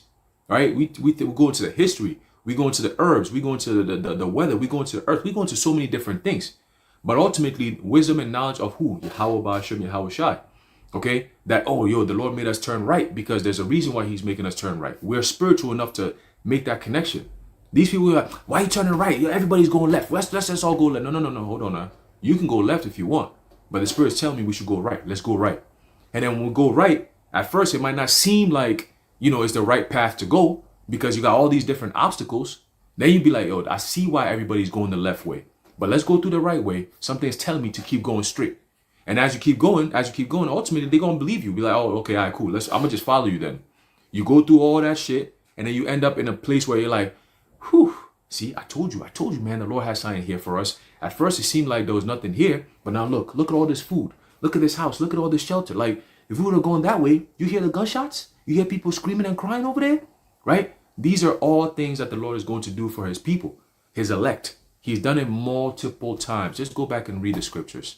All right. He's like King David said, if you deal faithfully with the Lord, he's going to deal faithfully with you. If you want to be a hoe to the Lord, he's going to be a hoe to you too. You know, just using modern day terminology, right? But that's just how the Lord is. He reciprocates whatever energy you bring in. You know, people say, "Oh, keep the same energy." Yeah, you don't want to do that with the Lord, bro. You don't. All right, we know. We tell you, you don't want to do it. You don't want to do that. All right, and we have favor in the eyes of the Lord, and still He deals with us on a certain type of level. So how much more you fuck ass people, man? And you have the nerve to speak against the Heavenly Father and His Son? Yo, man, you don't stand a chance in this fight, man. You don't stand a chance in this fight. And I was watching the elder Yashuamba's video a couple of days ago, and he was saying how you have a society that has crossed out the Heavenly Father and His Son, right? It's like, that's the dumbest thing ever. You're crossing out the mediator that's going to be on the one to be like, Lord, you know what? Just take it easy on them. You know, oh, you know, Lord, let me take the hit for them. You know, let me go talk to them a little bit. You know, we'll turn their minds around a little bit. You're crossing out the mediator, man. So at this point, you basically in a courthouse, all right, and you have all the craziest sentence against you, but you ain't got no lawyer. You saw what happened to this nigga Diddy? Where every day he was stressed out. The nigga went from a young man to an old man within days. But he got off because he got good lawyers, so to speak. Brian Steele and all these different, Brian Copper, Brian Gold, all these different people that were on his side, right? We have the ultimate lawyer. We have the ultimate judge on our side. Like, our lawyer is not a lawyer that practices law. Now, he's the judge, and he's on our side speaking on our behalf, man. So it's a win-win if you're of the elect. It's a win-win if you're of the house of David. The house of David is not a thing that's you should be taken lightly. Nah, bro. Yahushua is from the house of David. All right. The Lord made a covenant with the house of David. Out of all the nation of Israel, the Lord says, I'm dealing with this family right here, the house of David. All right. So to be a part of the house of David comes with a different level of pedigree that most people can't even fathom. Okay. Yahushua is from the house of David. All right. So that house of David that's about to be delivered, man, what a family.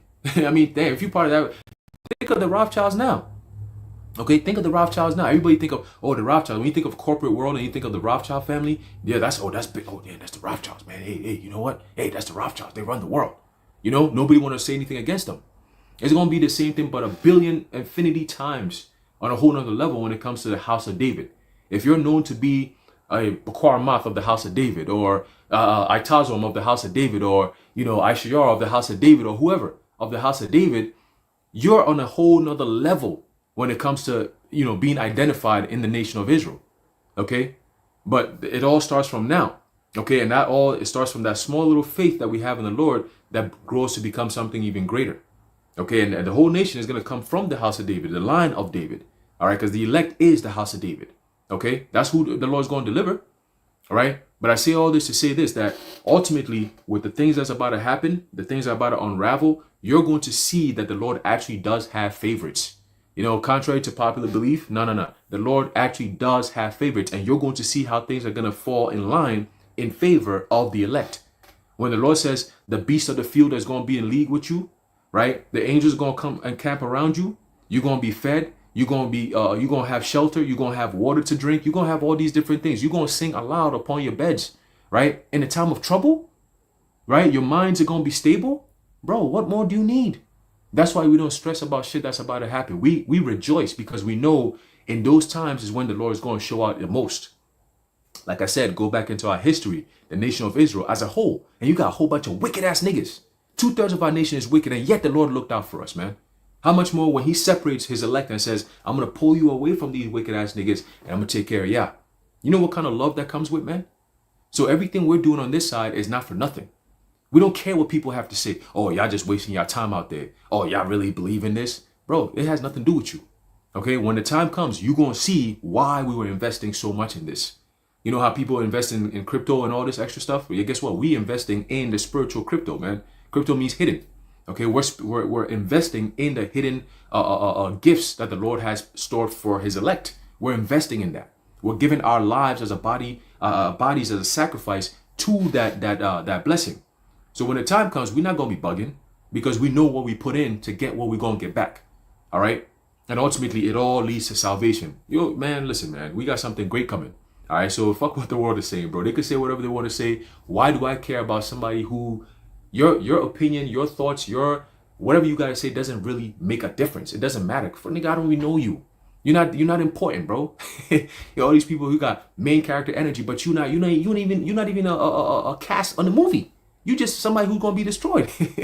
Because the people in the movie are getting destroyed. You just get part of it. That's it. Here, you just get clapped up with them. That's it. Why would I care what you have to say? Okay. So yeah, man, the prophets, we have the biggest role to play in all of this movie, man. The prophets of the Lord are the most important characters in the movie of Yahweh Bashem Yahweh Shai. Okay, because everything starts with the prophets and ends with the prophets. Okay? You got it, bros. Yeah, he's good. Yeah, something that Haran said earlier, concerning the house of David, and it's spiritual, right? When you said that really the whole nation is going to come from the house of David, that's with the understanding, right, that we have and the belief of Moses coming back in the reincarnation of David. It's spiritual because the Lord told Moses, right? He said, "Let me destroy all these people, and I'll start again with you." Right, and at that time, the Lord didn't do it. But if you really look at the grand scheme of things in the spiritual sense, the Lord is going to do it, right? Because by bringing Moses back as David, and then bringing the nation back through the house of David, that's likened on to bringing the nation back through Moses. Okay, so it's just spiritual how the Lord, sets all these things up. Because even when it looks like He's not going to do something, He ends up doing it later on. Right. One example being the preservation of Nineveh, which is really temporary because they were going to be destroyed at a later time anyway. You know, And a precept to add to the sentiments about the house of David. 2 Samuel 3:1. Now there was long war between the house of Saul and the house of David, but David waxed stronger and stronger, and the house of Saul waxed weaker and weaker. And that's basically what's happening now. Reminded me of Elder Yashawamba, the last live, the brothers of Dallas did. They were talking about basically Elder Yashawamba was going in about how these other camps, they're just getting exposed left and right, and they're looking bad out here. And meanwhile, the brothers that's been sincere just continuing to grow in the spirit, wax mightier, get closer to Yahweh Ba'ashem, Yahweh Shai, and you don't see us faltering. Now we have our hiccups and things, but basically overall we're good. Overall we're moving forward in a positive manner. Where you have these other camps, they're just bugging out. Some are going back into the world. The Dr. Umars of the world, these different other leaders are all getting exposed because the house of Saul is going to continue to get weaker. And in doing so, they're going to get exposed more. But the house of David, the true elect, like it says in the book of Acts, if this were a work of men, it would come to naught. But since it's a work of Yahweh Ba'ashem Yahweh Shai, this ain't going nowhere. You're going to continue to see this from the apostles of GMS on down and the brothers as ourselves that teach the same doctrine. You're going to continue to see it. All right. And these are the future rulers of the whole entire universe, man. Lord's will. Okay. We pray and hope we're a part of the house of David. That's why when the brother said, our names of the house of David, I say in my head, I said, Lord's will. I don't want Ratazah. That would be that's the greatest, highest blessing. And that's what we all seeking to, that's what we're here for. We're seeking to be of the elect, and we pray to the Lord that He continue to have us endure so that we can make it to that crown of life, man. yeah. Well, in Zechariah, the Lord said He would make the house of David as God, right, like a power on the earth. So we know it's not going to be just like any old house. And when Aaron was saying that, it reminded me of Game of Thrones, the significance of like what house you're from, because based on that, if your house is very reputable, there's a certain honor that's given to you just by knowing, oh, they're of house, Lannister, right, or house, whatever the case is, So in this side, and the greatest house there's going to be is that of David. All right, so being a part of that house of David is not something to take lightly. Lord willing, we are a part of that number. It's just like Ashiyar said, it's crazy to even hear or fathom, but the Lord is going to open a completely different side to creation, to where we're going to get to elevate and experience like what it's like to ascend past that of just being a human in captivity. Because most of our history has been in captivity, if you realize, when it comes to the nation of Israel, right? Most of the things we've done, most of the when you read in the scriptures, it's really been from a point of captivity. From when we became a nation in captivity, right? We had a reprieve for, just a little bit of time during the time of King David and King Solomon. But after that, the rest of our history has just been captivity after captivity after captivity. Some captivity is better than others, but we're still here in captivity till this day. So we've never really been in the perspective of like, yo, like actually what it's like to feel like a ruler. We just been getting our ass beat, hoping, all right, maybe it's 3 whips this time, 2 whips that time. But when Yahweh Shai comes back, we'll be put in a position where it's like, oh shit, like you can, like from a bird's eye view, you can look down and understand that you have authority. You actually have power, physical, spiritual, and the Lord invested that power in you. When you look at that crown, because that crown is literal, you look at the crown that the Lord puts on your head, when you take it off and you put it there and you just look at it, you go around it, you look around it, you know what I'm saying? You lift it up a bit. Yo, come lift up this crown. You know what I'm saying? You're like, yo, this is real. Sometimes you gotta look around and stuff like, yo, I'm actually in a kingdom. I'm a god. Like I have power. I own planets. I own shit. I can create things. Like, and it would seem almost impossible to imagine that we were living like this at one point. Like, oh shit, like there's all this to life. And you mean to tell me I used to wake up every day and have to go to work, sit behind a computer all day, or have to like physically do all this, that, and the third, hear people talking to me and shit. The food I used to eat, you're like, oh, I can't believe I actually lived that kind of life. Lord, oh, I don't want to think about that. It's cringe. You want to talk about some cringe? This whole life is cringe, man. And just to land back off your point, it's just, when we actually have that seat of power, that's something that even when we first came into truth, we desired the kingdom. But the more you spend time in this truth and you in this captivity, you look around and you hate everything more and more. Like, damn, like I wanted the kingdom before, but now each day that goes on, you want it even more and more because we're tired of just walking on eggshells and tiptoeing around this and being the offscouring of the earth when we're the ones that are serving the Lord, man, at the end of the day, to the best of our ability. But yet we're the ones that get shitted on. We're the ones that get slandered. It's like a lion that has to tiptoe around everything that he's doing. Imagine a lion tiptoeing around the jungle. He's a lion. He's meant to be the king of the jungle, but he has to tiptoe. That's unnatural. We're in an unnatural environment. We're lions that we have shackles on us, man. It's like they clipped off of all of our all of the claws and all. Got it. Yeah, I got a quick precept here. Bakar, you were saying something about how, the Lord is going to change us. And I believe Atazom also mentioned how, I think it was Bakar, you mentioned about the different captivities that we've been through, right? The Lord is going to change all that, right? The Lord did say that he's going to bring back the captivity of Judah and Israel, right? Meaning what? He's going to bring us back or take us from those states and conditions that we were in, okay? This is a book of Zephaniah. We're staying in the book of Zephaniah, chapter 3. And I'll start off for verse 18. It says, verse 17, it says, verse 16, it says, in that day it shall be said to Jerusalem, fear thou not, and to Zion, let not thine hand be slack. The Lord Yahweh thy power in the midst of thee is mighty. He will save, he will rejoice over thee with joy. He will rest in his love, he will joy over thee with singing. I will gather them that are sorrowful for the solemn assembly, who are of thee, to whom the reproach of it was a burden. Behold, at that time I will undo all that afflict thee, and I will save her that halteth, and gather her that was driven out. And I will get them praise and fame in every land where they have been put to shame.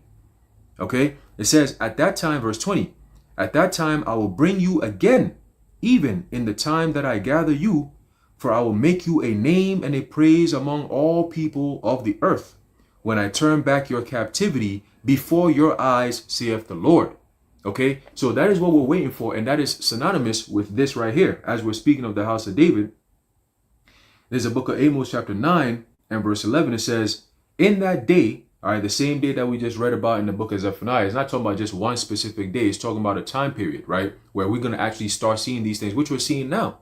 As soon as the Spirit of the Lord entered into us, where we're able to do what we're doing and say what we're saying and believe what we believe, that for so long, for hundreds and thousands of years, it was beaten out of us. We didn't even connect the dots. Now, through the Spirit and power of Yahweh Shem Shah, we know exactly where we're going, right? It says, in that day will I raise up the tabernacle of David, which is the house. Tabernacle simply means a house, right? Tabernacle of David that is fallen, and close up the breaches thereof, and I will raise up his ruins, and I will build it as in the days of old. Okay, and when you go back into the time of the house of David, you had kings, you had priests, you had servants, you had warriors, you had captains, right? You had all kinds of different people. All of Israel was in league with David, right? Even when you had the time where he went with when Absalom came up with a conspiracy against David, what happened? You had Judah that stuck with David, and then you had beef with Judah and the rest of Israel. But eventually, what happened? Israel turned around and says, "Nah, you know what? You did right by us, so we gonna do right by you." Okay, so then they came back and made that league with David, where David became, he's like, "All right, it's fine. All right, I'll come back. It's all good. We're good to go." You see what I'm saying? So they accepted him as king. All right. Verse 12, it says that they may possess the remnant of Edom. So it's not just talking about the Edomites alone, but also the land. Okay, because when you look at the map of Israel now, as it's presently constituted, Edom back then, Edom was southern of Jerusalem. Okay, right down south of us. Okay, so you have Dan, which is up north, and then you have Beersheba, which is down south. Pretty much when you go through the scriptures, all the types of comparisons, whenever the Lord was to say something about the whole entire land of Israel, he would always say from Dan to Beersheba, because you have Dan up north and Beersheba down south. Okay, so from the whole land, top to bottom, everybody gonna get that work. But in this case, from top to bottom, everybody gonna get that blessing. But it starts with the elect. Okay, so it says what? That they may possess the remnant of Edom and all the heathen which are called by my name, saith the Lord Yahweh that doeth this. Okay, so the Heavenly Father is the one who's changing all of these things. It's not us. All right, we're just doing what he told us to do. But ultimately, the reward for everything that he told us to do that we're doing is going to be what? To be called as part of the house of David. All right, but Carl, like you were saying, getting that crown on your head, being able to take that crown and put it down and look at it and see all the jewels and the pure gold and how it shines. You could see your reflection in that crown. Like you could see yourself, you see your beard, you see your face, your structure, your like everything, your hair, your eyes, your nose, your face. And then you see that crown and it fits perfectly on your head. Like I could take my crown and put it in your head and it's going to look a little tilted and shit. You'd be like, no, this ain't mine. Because it's all custom made. Like Yahushua literally makes it custom made for each and every one of his 144,000 kings. Okay? So there's going to be man, we always talk about the coronation. It's going to be something, man. It's like, hey, like the Apostle Paul said, eyes have not seen, neither have ears heard what is in store for those that love the Heavenly Father. Okay, so that love that we have is going to be paid off. We're going to get a payment for that. Okay, and it's not just, just for us per se, but also the nation. Okay, because the Lord didn't bring us into this just for us. He brought us in this for a bigger purpose. Okay, our sacrifice is not just for us, it's for the nation as a whole. That's how you know that we are those old men coming back. Okay, because you got all these different pastors and different preachers, and they don't even reverence the Heavenly Father's connection with Israel. They don't even go into that. They won't even touch that. But we're coming back and we're revealing, all right, the secrets of the Heavenly Father, and we're making it plain upon tables and letting you know, hey, here's a connection. This is what the Lord said will happen. This is the manifestation of what the Lord said will be happening. This is what comes after that. So we're giving you the whole thing, full circle, the full shebang. Okay? And with that comes the judgment. With that comes the deliverance. With that comes the kingdom, ultimately. Okay? So yeah, man, Esau could do whatever he's going to do, bro. But the promise is the promise. And we're fast approaching that promise. The promise that the disciples asked for from Yahushua 2,000 plus years ago. The same promise that Abraham, Isaac, Jacob, all of them were dealing with that covenant for that promise. We are about to step into that promise, man. Okay, like physically, you got people say, oh, we're in the second covenant. No. When we get there, you're going to see. All right, we can't be in the second covenant and be worried about how Esau is getting ready to take over. No. Second covenant means that we are officially in our kingdom and ruling as the Lord has constituted for it to happen. Okay, we're going to be with Yahushua physically. Okay, we're going to have King David back on the throne. We're going to have the house of David being the top family on the whole entire planet. We're going to have dominion again. We're going to have rulership again. The earth is going to be made perfect again. Okay, as the Lord originally set it up. Okay, and we're going to enforce that. whether you like it or yes, man. All right? That's what's coming. You got it, bros. Last answer, Quan? That's good. I know. Now you do. Yeah, you do. Now, let him get some words in. I know them points is going off. Nah, what I was going to say before, you had made mention about the captivities as well, and how there was some better than others. It's interesting because that's what Jake feels now, right? They feel like this is a good, one of the better captivities, when really, when you come into the knowledge of the truth, you realize that this is the worst captivity that we've ever been in, because our people are completely forgotten themselves, right? They completely been detached from their heritage and their culture, and their God. And when you do that to a people, right, especially to a people that they need all of that in order for them to be taken out of captivity, then you can keep these people in captivity while not even having them thinking that they're in captivity. But see, the Lord raised up the elect, which the scriptures talks about, and the third day he will revive us, right? And Ezekiel spoke about the valley of dry bones. We were put into a position where we were literally in a dead state. Yeah, we were breathing, living, moving, animated, but as a nation, our people were in a dead state. And that's why the Lord gave Ezekiel that vision. But can these dry bones live? Right? Can you actually see these people that are in a dead state and actually bring them back to life? And Ezekiel said, "But thou knowest," and it came by way of what? Prophesying, right? The words of prophecy were what awakened us back to that, alive state. Okay, and that's why Yahweh Shai said that the words that I speak unto you, they are spirit, they are life. And this is through this word being preached, right? We have been revived. And now we're waiting for us to be redeemed.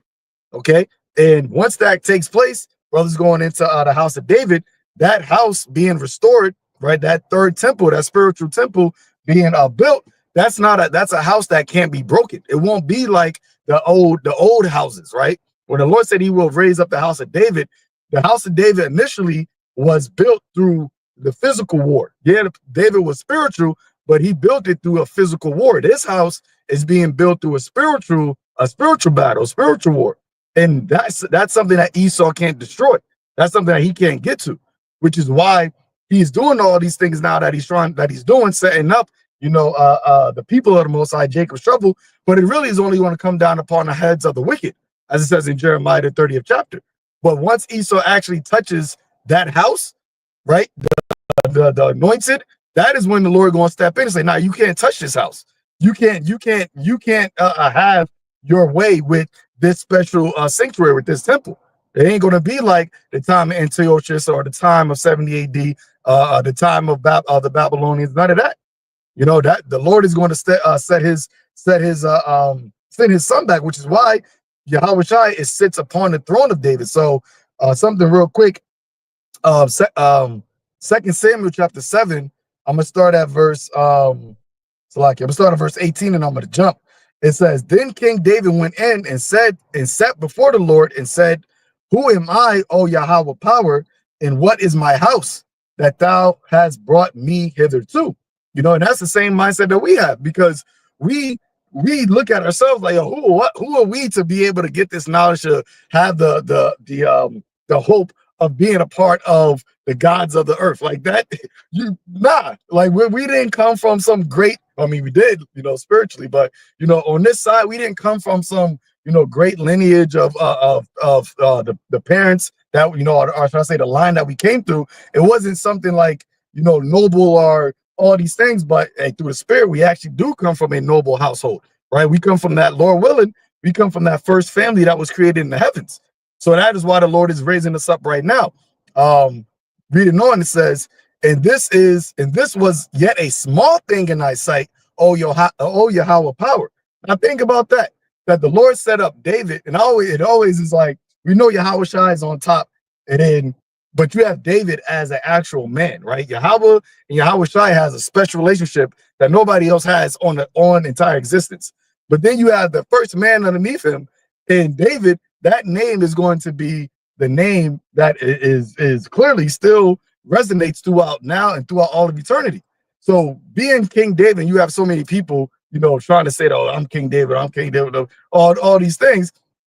Look, when King David is realized and recognized and seen, hey, nobody gonna be able to say nothing, right? Nobody gonna be able to say nothing because you can't say nothing at that point because that's Yahweh Shai's first creation.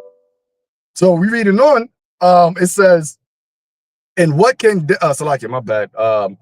It says, oh Yahweh power, but thou hast spoken also of thine servant's house for a great while to come. In what manner of man, and what Salakia, and is this the manner of man, O Yahweh power? Let me read that in 19. It says, it says, and now, sovereign Lord, in addition to everything else, you speak of giving your servant a lasting dynasty, which is through Yahweh Shai. It says, do you deal with everyone this way, O sovereign Lord? And the question is no. The Lord doesn't deal with everybody this way. He only deals with Israel and specifically the elective Israel this way. And you're going to see it in this time to come.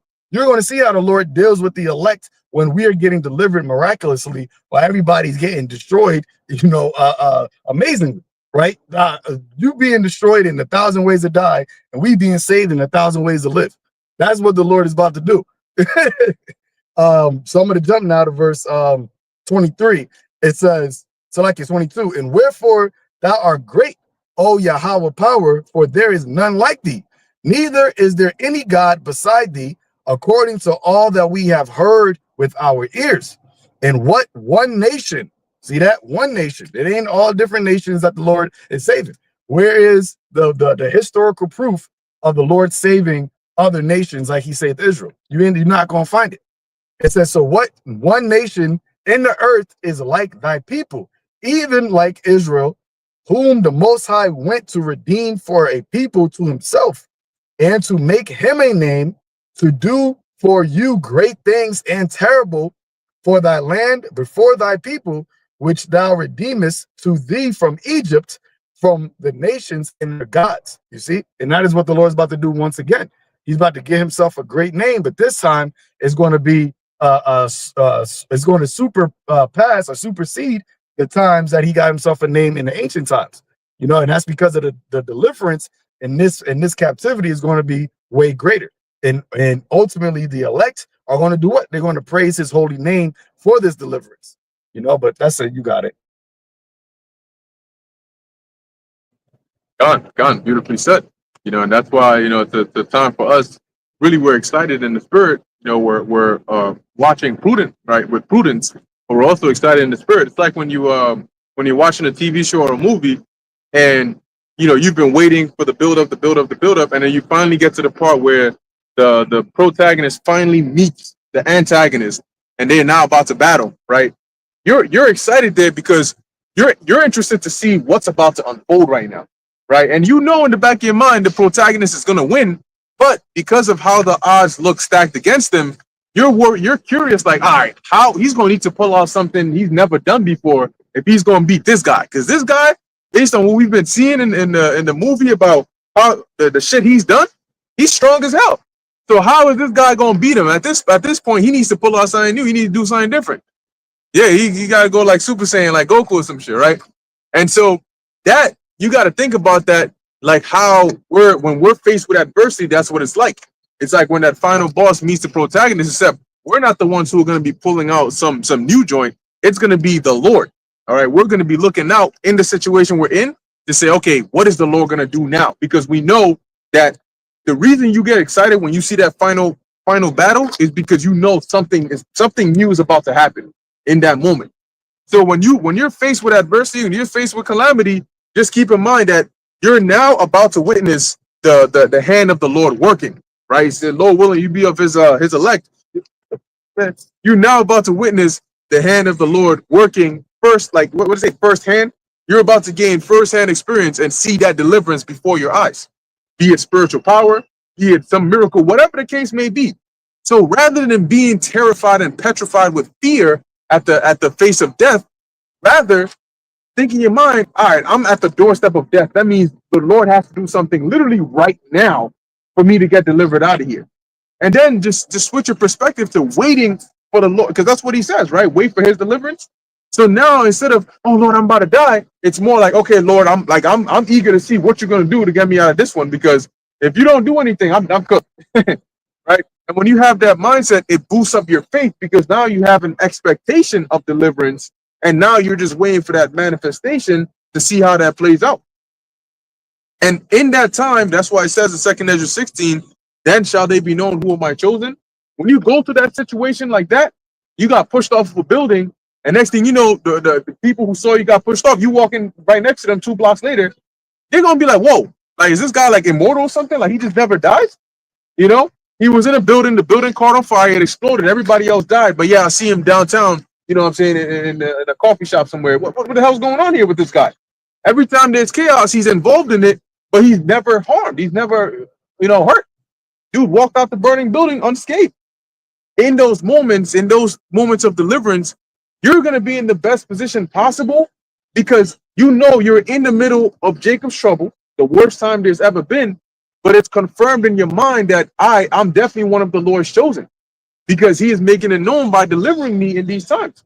Why would the Lord give spiritual power for you to turn a rock into a meal during a famine, and meanwhile you're a wicked Israelite that he's getting ready to destroy? He wouldn't do that. So if you experience a situation like that where he sends an angel to deliver you, or a chariot, or he just does what he did with Philip, here it is, you're surrounded, and then boom, you're beamed up, and now you're in a different location. The second that happens, you start rejoicing because you're like, Lord, that's the confirmation that I'm one of your chosen. Because you just preserved my life. And now I know that, oh shit, I got a crown laid up for me. I'm good with the Lord. That tells me I'm going to be good throughout Jacob's trouble. And when Yahweh Shai comes back, I'm going to be straight. So you cruising downtown from there. Yeah, that's that telepathy kicking in effect, again, bro. Because you said the right hand, and I had this. Psalm 77:10. And I said, this is my infirmity. And ultimately, our infirmity, major part of that is being in captivity. Being in captivity is associated with sickness and being not in a state of homeostasis. Not in a state of health, but in a state of having an infirmity. But I will remember the years of the right hand of the Most High. I will remember the works of Yahweh, by Hashem Yahweh Shai. Surely I will remember thy wonders of old. That's what we've been going into. The works of King David, the works that the Lord brought through King David, through the Maccabees, Isaiah, Hezekiah, angels of death, plagues, destruction, deliverance, sending Habakkuk to feed Daniel. All right. You might have a brother pop out from a portal or a chariot, you in jail, and hear a light come down, and it opens up the ceiling of your jail cell, and a brother come down with a plate of that fresh Haitian stew. Yep, and the rice. You know what I'm saying? And that little bit of lamb on the side. And the Lord gonna be looking out, man. So we go into these things, and it's just like the brothers mentioned plot armor a lot. We already know what the end of the movie is. It's like when you watch a certain show, let's say an animated show that's good, whatever, you already know, like, yo, I've seen season 1, 2, 3, 4, 5, 6. He always makes it out somehow. Right. And some crazy shit happens, even though it might look bad, but he's gonna get out. And you might not, and in them shows, you don't know the next season. We know because it's written. So we already have the whole what's the word? The synopsis of the show. We know what's gonna happen next. So either way it goes, the elect is gonna be good, man. We serve in the most high power of heaven and earth, man, whose throne is inestimable. Mm-hmm. You think about that, that's comforting in and of itself. Mm-hmm. Controls everything. So whatever happens, it's the Lord's will. So we ultimately have to trust in him. But it says, I will meditate also of all thy work and talk of thy doings. And that's all we ever do. Talk about the Lord, talk about his doings, what he's done, what he's doing now, what he's about to do. That's what the heralds of the Lord. We like his like cheerleaders, man, in a righteous sense. Not in no sweet ass NFL bullshit, but we in a righteous sense, his heralds, hyping him up. But that's what a man's wife is supposed to do, be his biggest supporter. And we over here, cheering for the Lord to come back and cheering for him to destroy this kingdom. And is he gonna disappoint those that trust in him? No. That's never happened in the scriptures ever, man. He never let those down that trusted in him. It says he's not going to frustrate the patience of the saints. That's it. That's it. And it says, thy way, O God, is in the sanctuary. See, the sanctuary. Where's the sanctuary? You're looking at it. Lord's will, this is the sanctuary, the house of David, the temple, the third temple. This is where you have that peace. That's why it's good to be around the brotherhood. Because the brotherhood is going to have continuously growing in the spirit, man. You know, and it says, "Who is so great a God as our God?" Yeah, none of these other gods are fake, man. You know, even a child can understand that if you teach it to them, that idols are meaningless and there's only one true living God. It's a simple concept. But that has been the detriment of our people and a thorn in their side of serving other false gods, man. But we're serving the true and living God. Is he going to frustrate our pace, like the brother said? Is he going to leave the captive exile hasten to be loosed? Paraphrasing it. He's not going to allow us to just be rot away in captivity and be destroyed by the heathen, man. All right. We serving the Lord for a reward and for a deliverance. All right. And because it was commanded. All right. Because we fear the Lord. Yeah, it's our time to win. That's it. That's it. Yeah, Taking man. enough else. That's right. What you say? They were taking enough else. Yeah, exactly. We've been going into how many else we've been living most of our life. All of our life here has been in captivity. Other lives have been in captivity. You see? So we have to experience rulership now. You see, Lord's will, we partake and be of the church of the firstborn, man, the first fruits of Yahweh Ba'ashem Yahushua. And I got a couple more verses. Thou hast with thine arm, and who is the arm? Yahweh Shai, and the members of his body. So you're going to see miraculous works, man. You're going to see those that be wise will shine as the stars in heaven forever and ever, man. So not only are we going to have rulership, but we're going to have power to be able to enjoy rulership, man. Because you can't truly enjoy it. Look at Esau. He's over here stressing. He got the rulership, but he doesn't have the true power. He has vain power. He has carnal power, but he doesn't have the true power from Yahweh Ba'ashem Yahushua. The Lord is going to give us dominion and power over the elements, man. We're going to be able to shine as bright as a star, literally. You know, and it's going into the wisdom and knowledge and understanding, but we also going to have that's going to be manifested in what? Spiritual power. Okay? And we ain't going to be smoking cigarettes working out. Right? We're going to be, doing our thing, and we're going to be pure, man. Okay? It's like pouring water into a bottle, pouring it back out, and then pouring the water back in, and then pouring it back out. You're never going to fill up the bottle. What you doing? Yeah, exactly. You pouring into the bottle, and it got a hole in the bottom. Yeah. It's like, well, why doesn't it fill up? But that's Jake.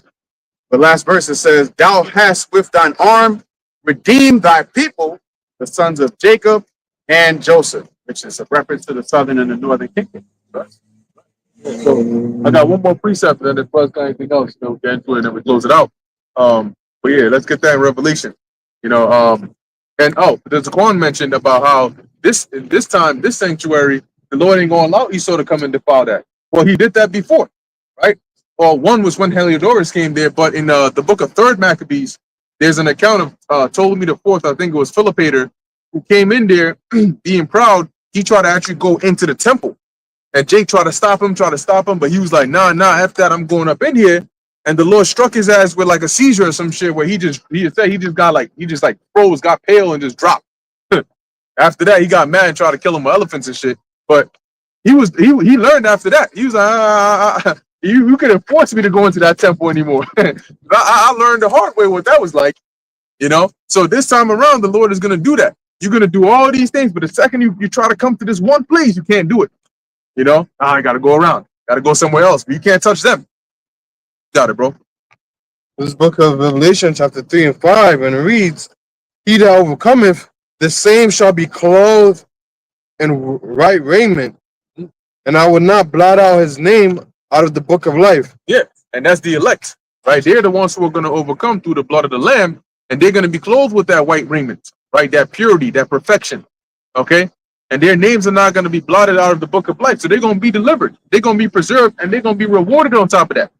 See, the reward starts with the preservation, but that's like the pre-party, But the ultimate reward comes with Yahushua. It's like when people expect Santa Claus to come with gifts on Christmas, but we expect Yahushua to come with the ultimate gift when he comes down on the day of judgment. Like imagine a gift that's not in a box. The Lord ain't gift wrapped immortality in a box. He's coming and his gift is unlike any other. Lord didn't say, no, I'm going to give you a brand new car. I'm going to get you some brand new sneakers. He said, no, I'm going to give you a new body. I'm going to make you immortal. What? Who wouldn't want that gift? You may be old, and next thing you know, you in a chariot looking young, feeling young, because you can feel old and you can feel young again, right? Like the saying, I feel young again. So imagine that. You're in a chariot, no joint pains, no arthritis, no gut pain, no back pain, no none of that. You just like, you know what I'm saying? Like, oh shit, my chest feels complete. You know, my beard feels connected. My hair is back. You know, like you gonna be all set. You know, you're gonna actually feel power coursing through you. Like, what is this? You know, like Piccolo when he merged with that other dude, and he felt that power. It was amazing. God. But I will confess his name before my Father and before his angels. Yeah, so you're going to be officially in the records where the Son of the Most High says, nope, Lord, him. Those are them. Those are the special ones. Those are they're good. They're set, Lord. Oh my gosh. God. I think it was 12. I'll jump into verse 12, Revelation 3 and 12, and it reads, him that overcometh will I make a pillar in the temple of my God, and he shall go no more out. Yeah. And a pillar is part of the foundations of that building, right? Of that temple. So the Lord is going to make you one of the foundations, right, of the temple of his God, which is going to govern everything. That's what Yahushua said. But it's the he that overcometh. That's why we're so hell bent on laboring and enduring and making sure we make it to the end the right way. There's nothing else on this track that'll lead us to the left or lead us to the right. We're focused. We're like, you know, locked in. All right, on that prize. Right? And I will write upon him the name of my God and the name of the city of my God, which is New Jerusalem, which cometh down out of heaven from my God. Yeah, which John saw in Revelation 21. All right, which is really the elect coming down. But that shows you that the elect are going to have, those that overcome, they're going to have the name of the Lord, because that's going to be a part of how they overcome. Is it on that? A little more. God. And I will write upon him my new name. And that's that refreshed name. Okay, and by writing it upon him, meaning that it's going to be within them. Just like the Lord said, he's gonna have it, the new heart, you know, where his laws are going to be written in us. He ain't going to actually open you up and do a surgery and write inside of you, but he's going to embed that into your spirit. Go ahead. Jumping to 21. I just wanted to add some. What it reminded me of is when a woman becomes a man's wife, she takes on a new name. Yep. She takes on his name.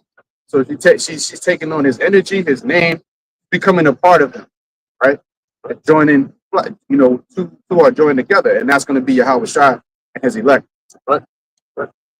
That Revelation 3 and 21, and it reads, to him that overcometh will I grant to sit with me in my throne. So this is really the answer to Peter's question. Lord, what are we going to get? We forsaken all and follow you. Well, he said it, right? Him that overcometh, I'm going to give this. Him that overcometh, I'm going to make him this. Him that overcometh, I'm going to what? Read that again.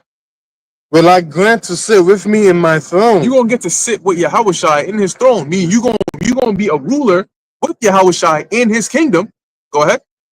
Even as I also overcame, and am set down with my Father in his throne. Go.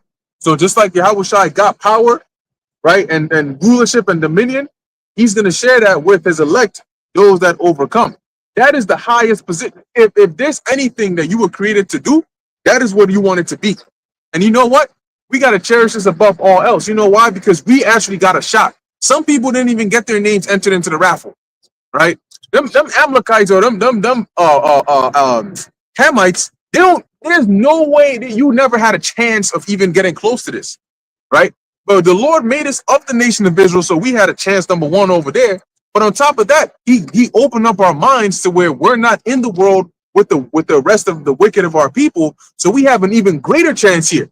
So now you've already passed the barriers that are out of your control, because you got to be made an Israelite. You don't control that. And you got to have your eyes open. You don't control that. So the Lord already took care of those things for us. The last thing for us to do is just endure. So imagine how many hurdles the Lord has already cleared out the way for you. It's like he gave you a head start. He already put you right there. Your ass talking about, Lord, I'm tired. Bitch, you're not even doing a 200 meter. You're doing a 50 meter while everybody else is doing a 200. You can't complete that. The Lord is telling you, like, these are the answers to the damn question you're doing. Just look at the paper and write the shit down. My finger hurts. You know what? Get this thing out the classroom. That's what the Lord's going to do to these people who are in this truth and they left. He get his ass out the classroom. I gave him the principal gonna come in and say, "What's the problem?" I said, "This dumbass kid over here." I gave him the answer so he could pass the test. This dumbass telling me his fingers hurt. I can get fired for that. Hey, You know. So as it says here, um, you want oh, so like yeah. somebody says, No, I just wanted to add one thing. You know, it's likened unto working out. You know, you just said something that sparked that thought where if you want to work out, well, you can't control whether or not there's going to be like a gym by you or anything like that. You know, or you can't control, you know, whether or not, yeah, something like that. But what you can control is your ability to be disciplined enough to go to the gym consistently. And that is, you know, what separates a man of the Lord or the elect from people that are not the elect, right? You got people that don't even work out, right? They don't, so they're not even looking to be physically better fit, and they're trying to cheat by doing Ozempic or getting surgery and all these other things, but it always is going to backfire on you because it's not a natural way to do it, right? And really you're not using the discipline that is necessary. Whereas with the elect, right, the ones that are the chosen, the discipline is what separates us, because working out in itself isn't hard. It's being disciplined that is really where the hardness comes from. But that discipline separates you on whether or not you will actually see results or whether or not you won't. And that is what the Lord, the brother just said, the endurance, right? The endurance is, in order to endure, you have to have discipline, right? And that discipline is, I think in Wisdom of Solomon, it says that brings forth the kingdom. Okay, when you have that discipline, it actually brings forth a kingdom, you know, and it's tied, and it's closely tied to immortality. And this is what we're seeking for. You know, this is the reward that we're looking for through the discipline of following Yahweh B'Shem Yahushai. And that's why the scripture says that it's not, you know, the simplicity that is in Yahushai. It's not that being, you know, a servant of the Lord is hard. It just takes discipline. And that's what this world doesn't have. That's what these people in this world don't have. They don't have the necessary patience and discipline in order to achieve, you know, the result of this reward. And only the elect have it. So my last scripture, and so like you for cutting you off. 2nd Ezra 4 verse 35. It says, "Do not the souls also of the righteous ask questions of these things in their chambers, saying, how long shall I hope on this fashion? When cometh the fruit of the floor of our reward?" See, and this is something that all of the men of the Lord, right, and you got the sisters that are asking, right? When comes when is our reward coming? How long do we have to wait, right? And this is why when we see these signs, when we see the martial law troops, and we see what Trump is doing, we see the AI, when we see the society changing, we get excited, because not because we're necessarily you know, just some you know, sick-minded people. We want to see people guts get, you know, taken out of their stomach and all that. You know, some brothers might. I know I'm the wild does, but but it's more so because we know what comes after. We know that we have to go through this in order to get the reward of our labor, right? And the Lord said that He is not unrighteous to forget our labor of love that we're doing toward His name, because everything that we're doing is toward the magnification of the name of Yahweh B'Shem Yahushai, and there comes a reward for that.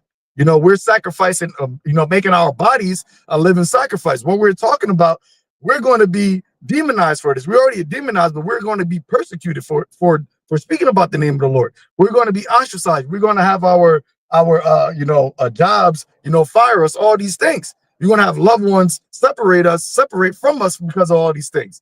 But there's a greater reward for that, and that's what Edris was asking. When comes the reward, right? When comes the fruit of the floor of our reward? And these signs are showing that our reward is close. All we have to do is endure. That's why Yahushua said, "He that endureth unto the end, the same shall be saved." You know, but that's it. You got it. Beautifully said. Beautifully said. So yeah, that was the last precept on there. You know, Aaron, you got something? Cool. Brother, got anything else? All right, perfect. So hey, you know, the preparation and the judgment which we're seeing to come, like the Zaquan mentioned it perfectly, man. Remain disciplined, remain in the spirit, and Lord willing, you know, we see each other on them chariots. The Lord have mercy on us and preserve us in these times. But with that, Lord willing, you were edified. In closing, we want to give all praises, honor, and glory to Yahweh, Bahasham, Yahushai, Bahasham, Rakah, Kodash. Until next time, shalom. Hey, Shalom. How about you, Mashar Barakatam? Shalom. Shalom to the elect. Yahweh Bashim Yahshua Brakatham. Shalom.